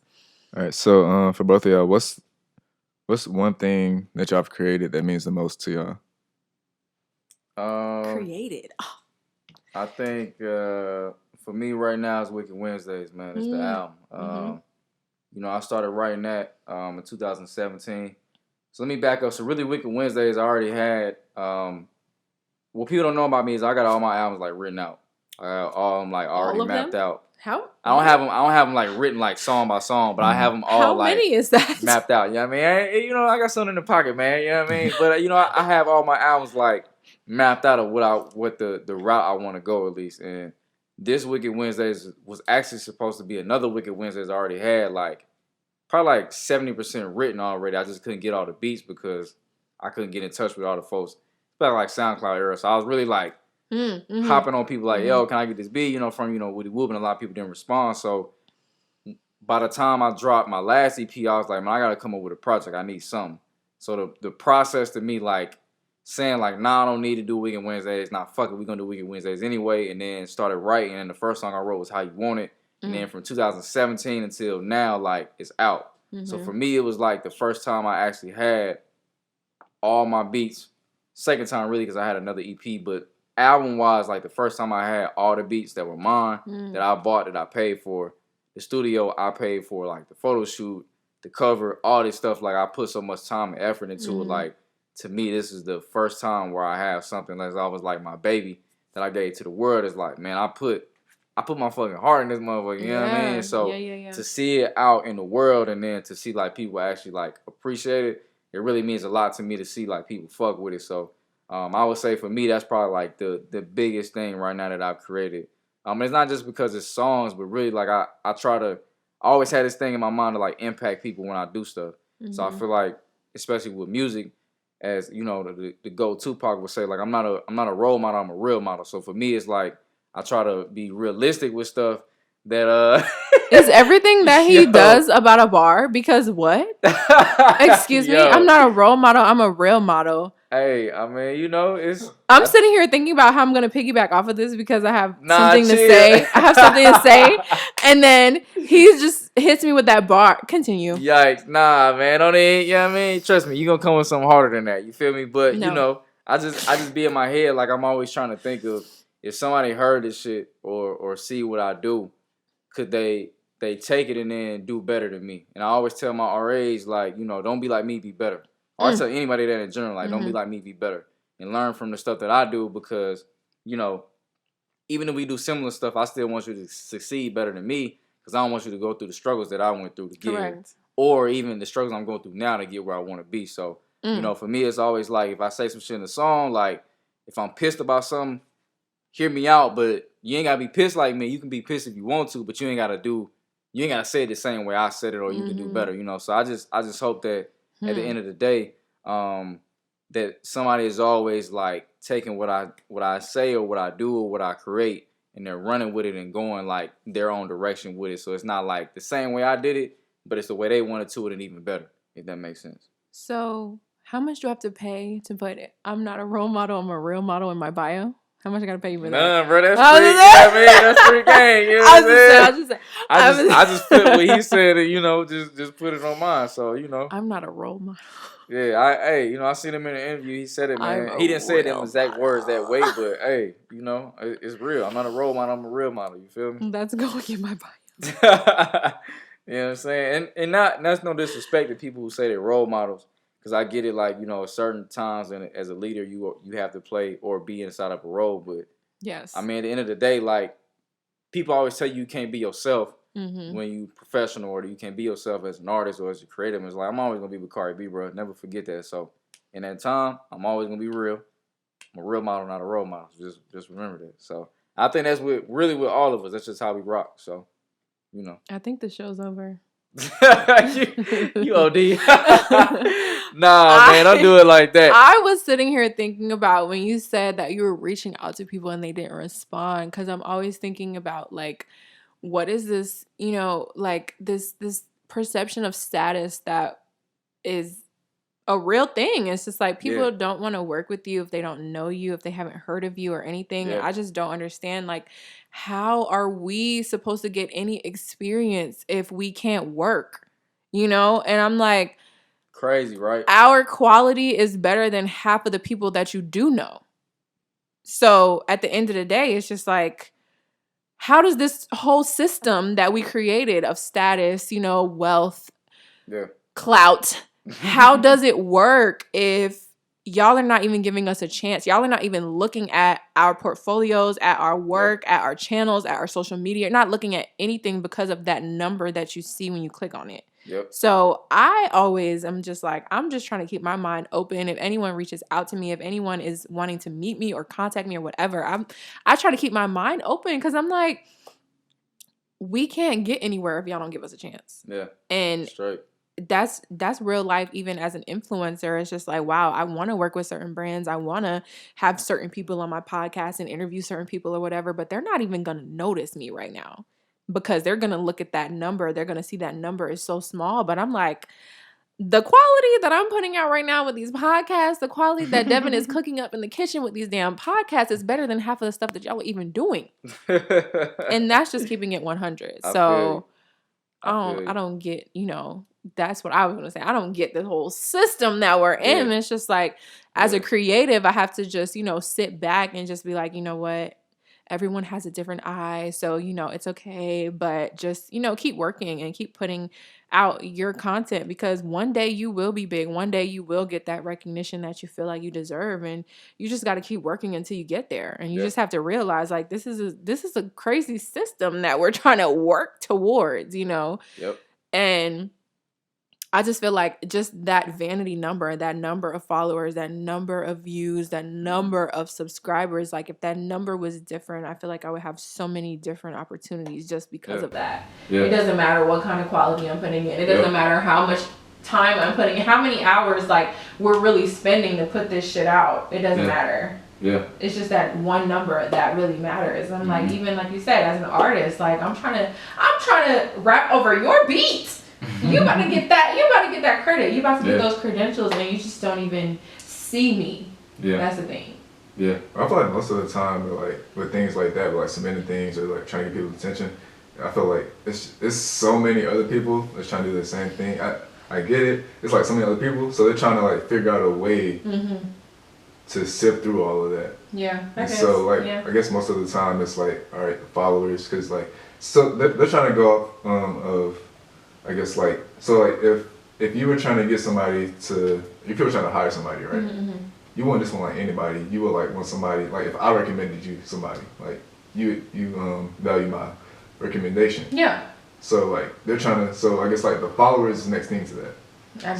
So this many people like they value this person. So I guess I should check this. I feel that. And I feel like, I feel like it's very much double standard. I feel like right now I'm feeling this way because I'm in this spot. But I feel like when I'm in that spot, then it's going to be like, okay. Thousands of people each day trying to reach out. And then you just going to have to. Some people, you're not going to see some people. So you just like, you just got to work harder. So I understand. Those people can't recognize you. Sad reality of this life that we're in. But I told myself, I told myself that I would try my hardest, because I feel like once we do make it, if someone wants to interview me on their podcast, I feel like I want to do that. If they have a podcast that I believe in, if they have a podcast that I feel like is a good fit, I feel like I want to do that. Like y'all supported me all this time and we built this thing from literally nothing. So I just feel like, I would try to do those kind of things, but I feel like a lot of people don't put in that same effort. So I think it's just the point of like going back and helping somebody, even if you're not gonna actually like do an appearance or me doing a feature with somebody, it's still like, I see what you're doing. I see you. Here's how you can kind of like get to that next level, or keep going with it. So I think it's like that, and it's like you were kind of saying. I really have a problem with the industry because everybody's always like, you can Google this shit, or you can look it up, and it's like, well, I can look up how to do distribution, as an artist. I can figure out how to get my shit on Spotify, iTunes, all that. But how can I get into the spot where I want to know somebody or like be with somebody? Like I gotta be plugged in to do that type of shit. You know what I mean? Or word of mouth. It's not what you know, it's who you know. You know what I mean? What that is, I learned like when we were like, the biggest lesson I learned was when we were doing the Afro-punk thing, and we were trying to get stuff. Talk about it. With Kori to talk about it. To get somebody to work her crochet pieces. Yeah. So I was just thinking of different ways, and I'm like, I know like contacting artists not gonna be a big thing. It's like a 1 in a million chance. So like, yeah, man. The best thing is to get somebody in their circle and like somebody important in their circle. So like their manager, or like their A&R and stuff like that. So like talking to like the people close to them is like, I guess, the easiest way to get to them. Yeah. Things like that. So. But even then, you still got to find out who they are. And granted, it's easy to find out some people because you know they're posting, but it's like it shouldn't be that hard for some folks to figure out that type of thing. You should just say like, hey, how you just gave me the game on finding a manager. Hey, bro, if you want to know who so and so, just try to get the people that's close to them. But it's stuff like that you can't look up. It's stuff like that that's like you got to learn as the time goes. You know what I'm saying? Big tip right now, anybody that's listening, if you're trying to get in touch with somebody big, go to their Facebook, go to their About page, and most likely if they're a big artist or like a big celebrity or whatever, the person that created their Facebook page is their manager. And that's going to be in their About bio. So like, oh wow, that's dope. That's dope. Can we talk about Afro for a second? Like, you're taking me back in time. That's not the question, man. I'm going to be here all day. Longest podcast on the record. Listen, let me tell you something. What's for you is going to be for you. Because, like he just said, Afropunk, Devin literally, like, I didn't know half the people. I'm embarrassed saying this. I didn't know half the people that were going to be at Afropunk until Devin introduced me to them. And I was just like, you know, it would be really cool if I had my pieces like on stage at Afropunk. So it was a matter of me having to be humble enough. Like, I don't know these people, so can you please help me? And he's like, oh, here's a playlist of all. Literally, this man made a whole playlist for me. Listen to this playlist, okay? And figure out who musically you're aligning with. Whose music do you like? So literally I'm listening through the whole playlist and I'm like, oh my God, these people are really cool. Like, let me go and learn more about them. Devin is literally in his own time doing all that research, finding those managers, finding those Facebook pages, finding those emails. All I did was, you know, figure out who I was really resonating with, whose music I liked, who I felt like I could design for. Okay. And I just drafted up an email. Devin is like, I'm going to send you all the email addresses. Just send the damn email. I'm going to tell you what you need to say. I'm going to help you. I'm going to tell you what you need to say. I'm like, okay. I took Devin's feedback. I took all of his knowledge. I took everything that he sent me. And I literally drafted up those emails. And I sent those emails out. And now I'm getting emails back. That's dope. Right? I'm getting emails. The first email I got, I will never forget this. No shade, no tea. I'm not going to say who it is. Not gonna say what it is. You can say who it is, you have to like go into the situation. No, I want to go into the situation, so I'm not gonna say who it is. It's not their fault. So, what? It's not their fault. The artist. Whose fault is it? I mean, it's not anybody's fault, honestly. Just go. I'm not saying anything. Say what you want to say. So, I got an email back, okay? And so I was very, very, very detailed in my email, and I'm reaching out in a decent amount of time because I'm like, Afropunk is a whole thing that's happening. We know what day it's happening. I am a small, independent designer. Like, I'm making clothes with my two hands. I'm crocheting. I'm not using a machine. I'm not sewing. So this is not a fast process at all. I'm doing all these stitches individually with my hands. So I'm reaching out in plenty of enough time. I'm giving a very detailed email. I'm giving a deadline. Like, please let me know by this day so that I, as the creator, have enough time to create these outfits for you and make sure that everything is going to be okay. So this person reaches back out to me in that timely manner saying, hey, you know, this is the manager that I'm talking to. Hey, you know, this artist thinks that this is great. She loves your work and we would love to move forward with this. I'm going to send you a color palette, blah, blah, blah. Let's talk about, you know, what kind of design we're going to do for her performance. And I'm like, oh my God, I sent this to Devin. I'm like, I cannot believe that this is happening. Like, you know, and deep down, I'm having my own self-doubt. Not going to lie. I'm having my own self-doubt because of the fact that this person is a person that is curvy. You know, this person has body, this person has shape, this person has figure, this person is bigger than anybody that I have ever worked with. So I'm like, the fact that I'm going to be creating a piece for her, she's going to be on stage, she's going to have to be comfortable, she's going to have to perform, she's going to have to dance, she's going to have to move. I'm thinking about all these things in my head. I'm just like, you know, I kind of felt like I took a leap of faith, you know, and I was just like, just giving myself that space, like telling myself, trust yourself, trust your instinct, trust your talent, and just make this happen. They're going to send you measurements. You're going to be fine. I was having those doubts in my mind already. Straight. So I got that initial response and I responded to that manager and we, you know, chopped it up for a few seconds. And then guess what? Never heard from her again. Never heard from her again.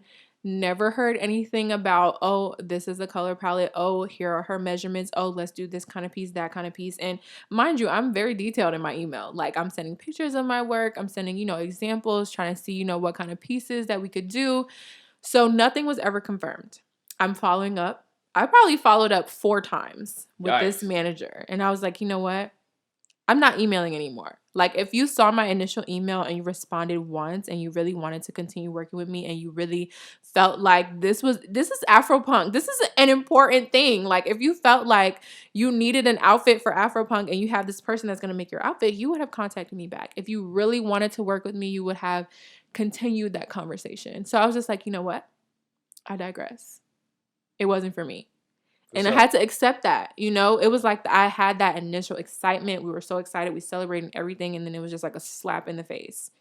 And then after that, you know, I had a whole event. We're in the park. I'm selling pieces. I'm meeting people. I'm doing all this stuff. I'm doing a pop-up shop, you know, and it's great. Okay. I sold out of literally everything. Literally almost everything was gone, right? That's hard.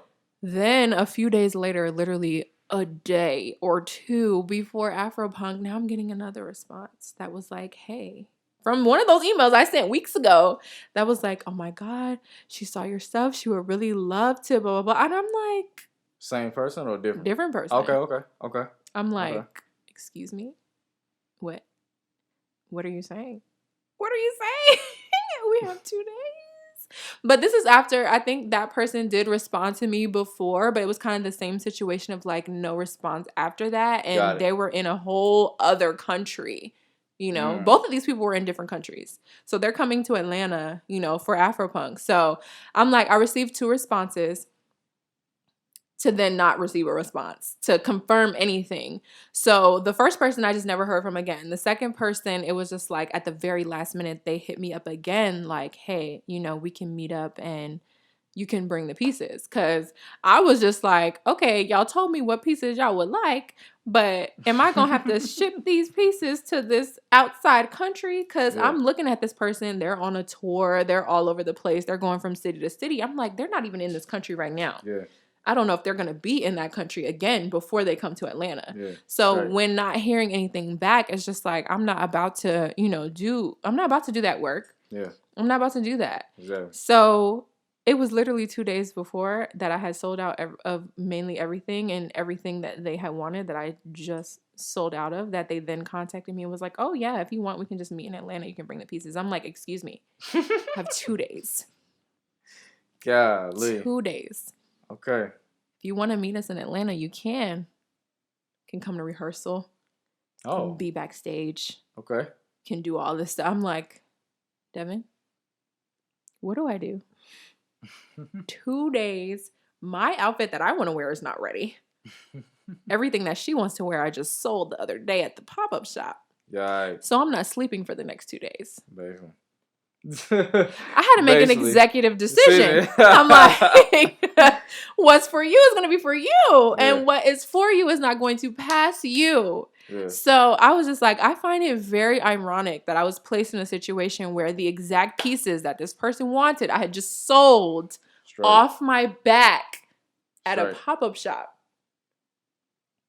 Because I had went that extra mile to go ahead and do the pieces. I had went that extra mile to do the pieces, even though I didn't know if I was shipping them to this outside country. And when I never received a response, I was just like, I'm not gonna ship them. I'm not gonna, you know, I haven't heard anything back. Maybe they changed their mind, whatever. I have a pop-up shop. And as the more pieces that I have at this pop-up shop, the more opportunity that I have to make money right now. The more opportunity that I have to get more people in my pieces right now. Yeah. So I went ahead and put that stuff up. And guess what? People bought it. And then they hit me up after like, oh yeah, we want that. And I was just like, oh my God. So literally with 2 days to spare, I had to finish my outfits for 2 days that I was going to wear. So 2 separate outfits, two outfits that I had to finish. Yeah.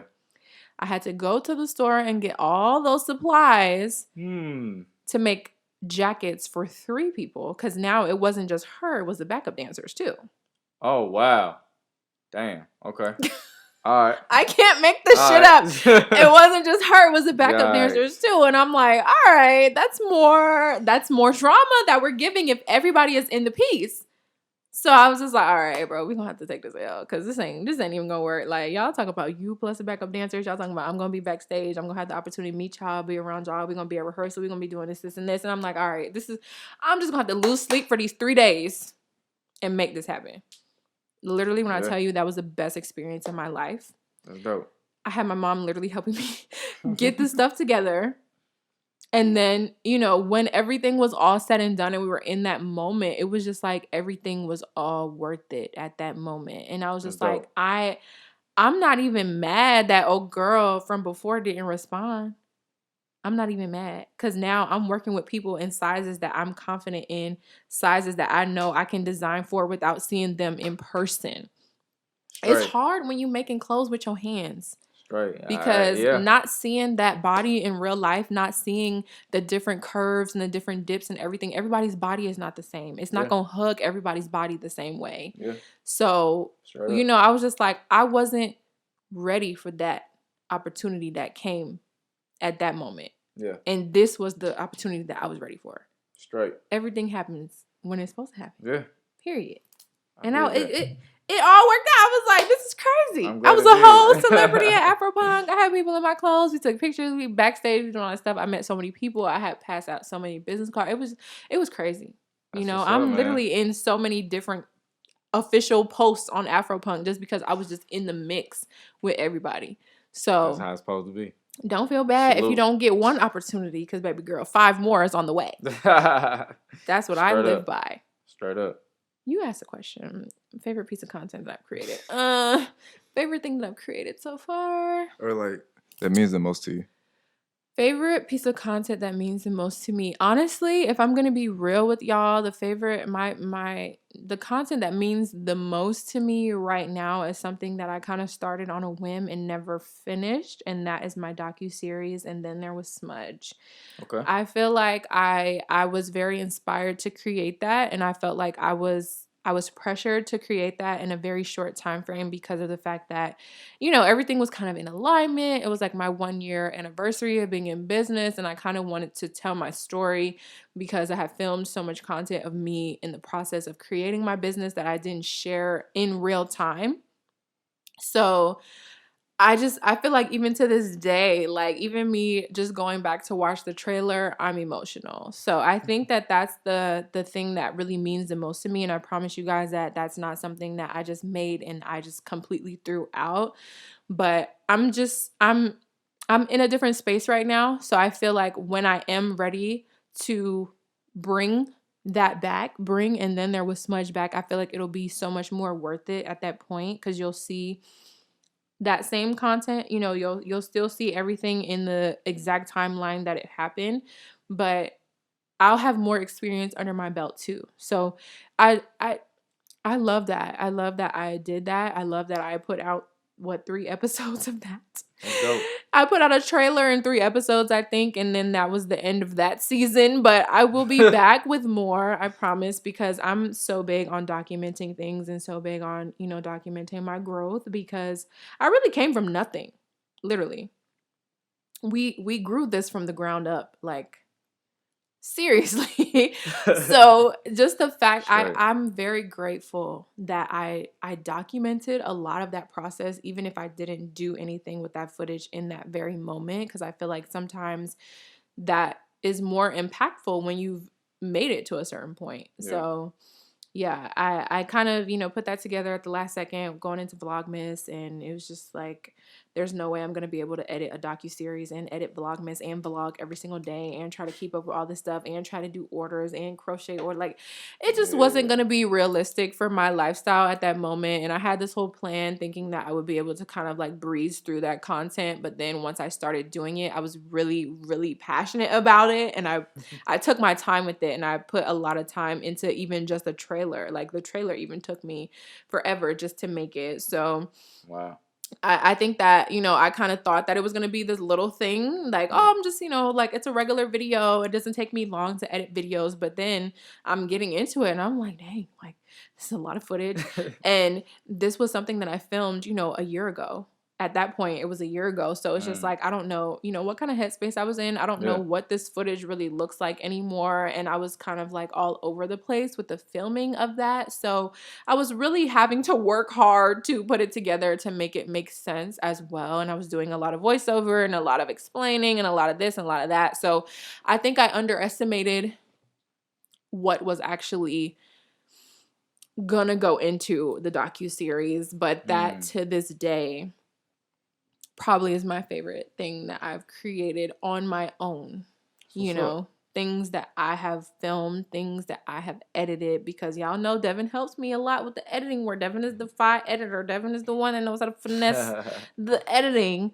But it was really like a huge goal of mine. Like when I started to think about the docuseries, I was just like, I really want to do this by myself. Like I love your input and I love, you working on it, but I really wanted to make something that I was proud of, like I really wanted to try to put my all into it and figure out how I could do it, even though I'm not, this beautiful editor. But I feel like I made something that touched a lot of people, even through the trailer. So, straight. Yeah. Feel that? It's my favorite that I've created by myself. If it was the two of us together, then it would be a different answer. But just me, that's my answer. And we're going to be back. I don't know when yet.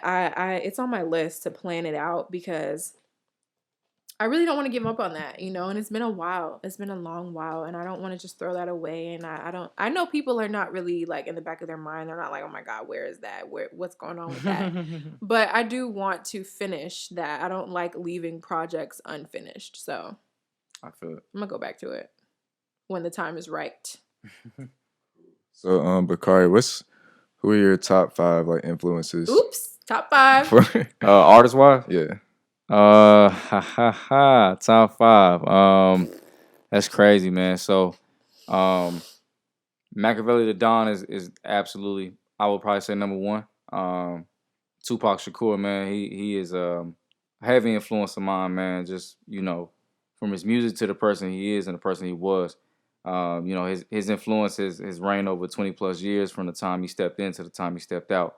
And even though he is gone right now, like I just feel like his impact has always been here. So for me, I definitely want mine to be the same.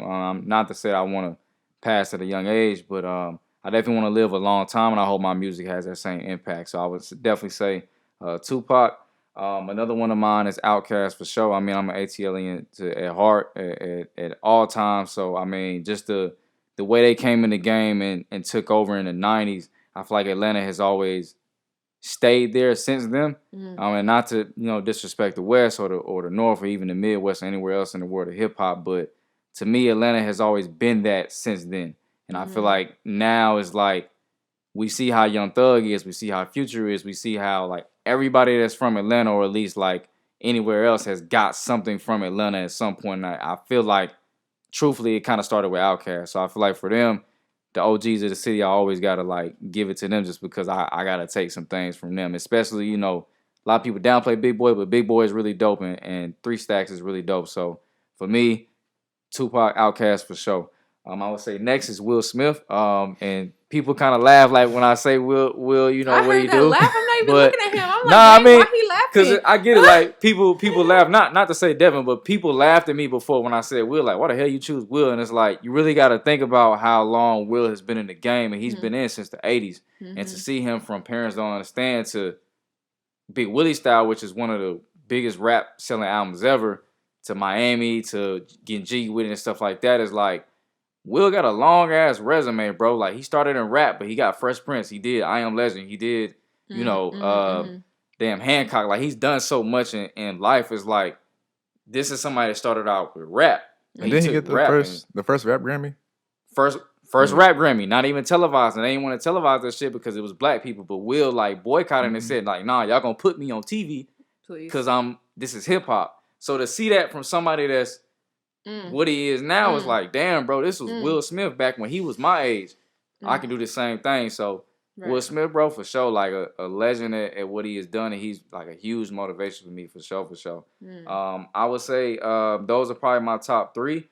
After that, I would say I'm a huge West Coast fan of like West Coast music. So like if you listen to me, you'll probably see some like elements in it. I would say DJ Quick is one of them for sure. And if you don't know DJ Quick, like not y'all, but those who are listening, he made a lot of things on Pac's album, like on All Eyes on Me. He mixed a lot of that, really probably the whole album. He made Hearts to Man. He made a lot of songs like just him by himself. So him and like, the Dog Pound and all of them, he always had like a hand in a lot of people on Death Row. So DJ Quick, man, is a legend, super producer, artist at the same time. He's kind of like how, J. Cole kind of does his own thing as well, where he can make beats and he can rap at the same time. I think DJ Quick was like one of them people for me. So, and I would say lastly is J. Cole.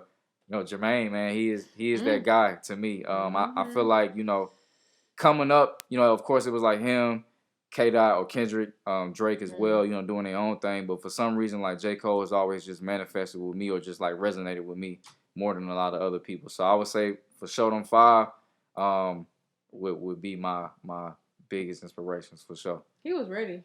I like that. I like them. He was ready for that. I mean? Top three, and then we had two more ready in the back. So I mean, dang. You know what I'm saying? For sure, man. So I would say them my five. Period. No doubt. Bet. Well, those are my questions. Period. I have a question now because Okay. this is probably gonna be the last question, but I just been looking at your arm this whole time, and you got literally 16 tattooed on your arm. Oh man, 16 is a golden number for me, so I just want to know what I mean. Okay, salute. I mean, 316. Come on now, that's when I was born. For sure. 316. Yeah. So I just want to know. I mean, I just want to know what the T is behind 16. That's it. I got two tattoos, and one of them, like you said, is 16. So I was born on 12/16. You know what I mean? Sagittarius gang. You know how we do.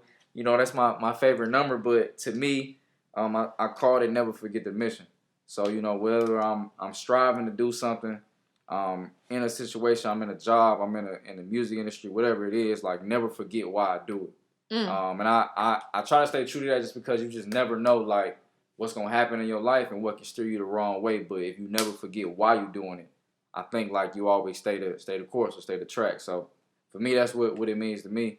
And even though it's like my birthday and all that, and whatever the case may be, angel number, whatever it could be, like to me, that's what it means. Like never forget why I'm doing something. I'm always gonna stay that course on it. So maybe I should go get a little tattoo. Oh man, maybe I should. You feel I'm me? like, dang, maybe I should go hit a tattoo shop, get a little tattoo right here.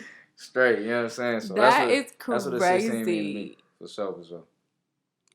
You be really more in alignment with people than you know. So just know that. that. I just want to say thank you because I feel like this is like, wow, this was a great episode. And Show enough, man. Dang. When is the last time this is the longest episode. It has to be. Gotta be. Yikes. Has to be. I hope I didn't make it. You know what I mean? No, too that's like hard, that. No, too that's long for y'all, beautiful. Like it to be able to continue talking even Yeah. without having a script or having an outline. I did not have set questions prepared for you. Like we just kind of came with the energy. Like Straight. that's beautiful. Nah, for real. So for real. thank you. Nah, thank y'all, man. It was a Wow. pleasure, you know what I'm saying, to be here for real. I really, really appreciate it. I know I asked I kind of asked you about it, you know what I'm saying, if we could have this Yeah, but I opportunity, love so, that though. you know. I love people reaching out to me because I don't, I'm always, like I said, my brain is always spinning. So I don't ever think about, certain people. And sometimes it takes that one person to reach out to you like, hey, let's do this thing. Yeah. Like you see right now. This is beautiful. I'm shook right now. Wow. So thank you for being here, sharing your story, sharing your journey. Y'all make sure y'all go follow Bakari B with the period. Okay, don't forget the period. Yeah, man. Don't forget the Straight, period. Man. Please do, man. Please follow your boy, man. Connect with me. All my music is Bakari B on all platforms, man. You can find me there. Instagram, same thing, Bakari B or at the Lyricist16, either one. And Twitter, same thing, Bakari B or Bakari B16. You can find me on all that, man. So I'm just for real. I blame myself, man. I didn't realize the 16 was. I was thinking about the 16 until I saw 16 on the phone. man. I'm like, what is the 16 about? I forget it sometimes. You know what I'm saying? I forget I get 16 in a lot of things. So hey man, it's this like is that. Too much for me to handle right now. We're gonna go to the end of the show. We're gonna go now. It's too much alignment going on. We're gonna have to step out. Literally, Straight. like he said, go follow him. Make sure you follow man, me please on do. all of my social media platforms. If you're watching this on YouTube, make sure you give it a thumbs up. Yeah, Make sure you man, subscribe down below. Y'all, make sure y'all follow Devin on all of his social media platforms as well. Go follow the podcast on Please. Apple Podcasts, whatever podcast platform you utilize. You feel me? Make sure you're following us. Make sure you leave us a review. Wow, that was a great show. I love you guys. I'm really, I'm appalled. The next episode is episode 30, and I don't know. Big 3-0. I don't know how I'm gonna. You about to turn up. I already know. You about to turn up. Don't even worry about it. I don't know what's gonna happen next week. You about to turn up. Oh, it's gonna be crazy. I already know. Hey, you and Dev in the building? Man, I ain't worried about it. Oh boy, We tuned in. I already know what's going down. You know Our what I mean? cups, our glasses are empty right now. So cheers to episode 30 coming very soon. The bottle might be up here on episode 30. It might be up here. I'm telling you right now. Episode 30 gonna be crazy. It's gonna be epic. I already know. I'm putting it out there for you. You know what I mean? I know you like me. We creators. Like, we be like, we be trying not to say this shit, but we be thinking in our head. I know both of y'all be the same. Man, I already know what's going down. You ain't even gotta tell me, cuz I already know. It's cool. Don't say nothing about it. It's cool. It's gonna be dope. I just know. I'm telling y'all right now, this shit gonna be crazy. What? Episode 30 gonna be up. Okay. Okay. It's gonna have a lot to come up from this episode, but it's gonna be up. What? If you made it to the end of this episode, Straight. if you're watching on YouTube, You feel me? what do we want them to leave us down below in the comments if they watching this on YouTube and they made it to the end? Shit, man. Leave us some. If you got an emojis, use the juice. I'm the juice man. So, put the juice boxes in there. You feel what I'm saying? I don't know. Put the juice boxes. Put the juice boxes in there. You know what I'm saying? Or if you ready for episode 30, put 30 down there. You feel me? The big 3-0. Yeah. Go ahead. Leave us a comment down below if you're watching on YouTube. I love you guys. Thank you for all the love. Thank you for all the support. So, man. I'm happy to be rocking out with y'all, man. So thank y'all. I love y'all as well, for real, for real. It's really, really a pleasure to be in front of that fan base. Y'all some dope supporters, man. I see what y'all do. For real, for real. Y'all, that's why I call you superstar, because of the fan base. You know what I mean? They gonna ride. I call him superstar. He calls me superstar. Listen. Different bracket though, you know what I mean? It's a different bracket, you know what I mean? That's a whole other conversation. God. But hey, shout out to your supporters, man. They some riders, for real. They gonna ride. Seriously, I 100%. love you guys. I love you guys so much. Yeah. Okay, we're gonna go now because we'll be here all day, and I have kept this man from all of his obligations today. So we're gonna call it a day. Straight. Love y'all. I will see y'all in episode 30. 830. I cannot believe that went on for 5 hours.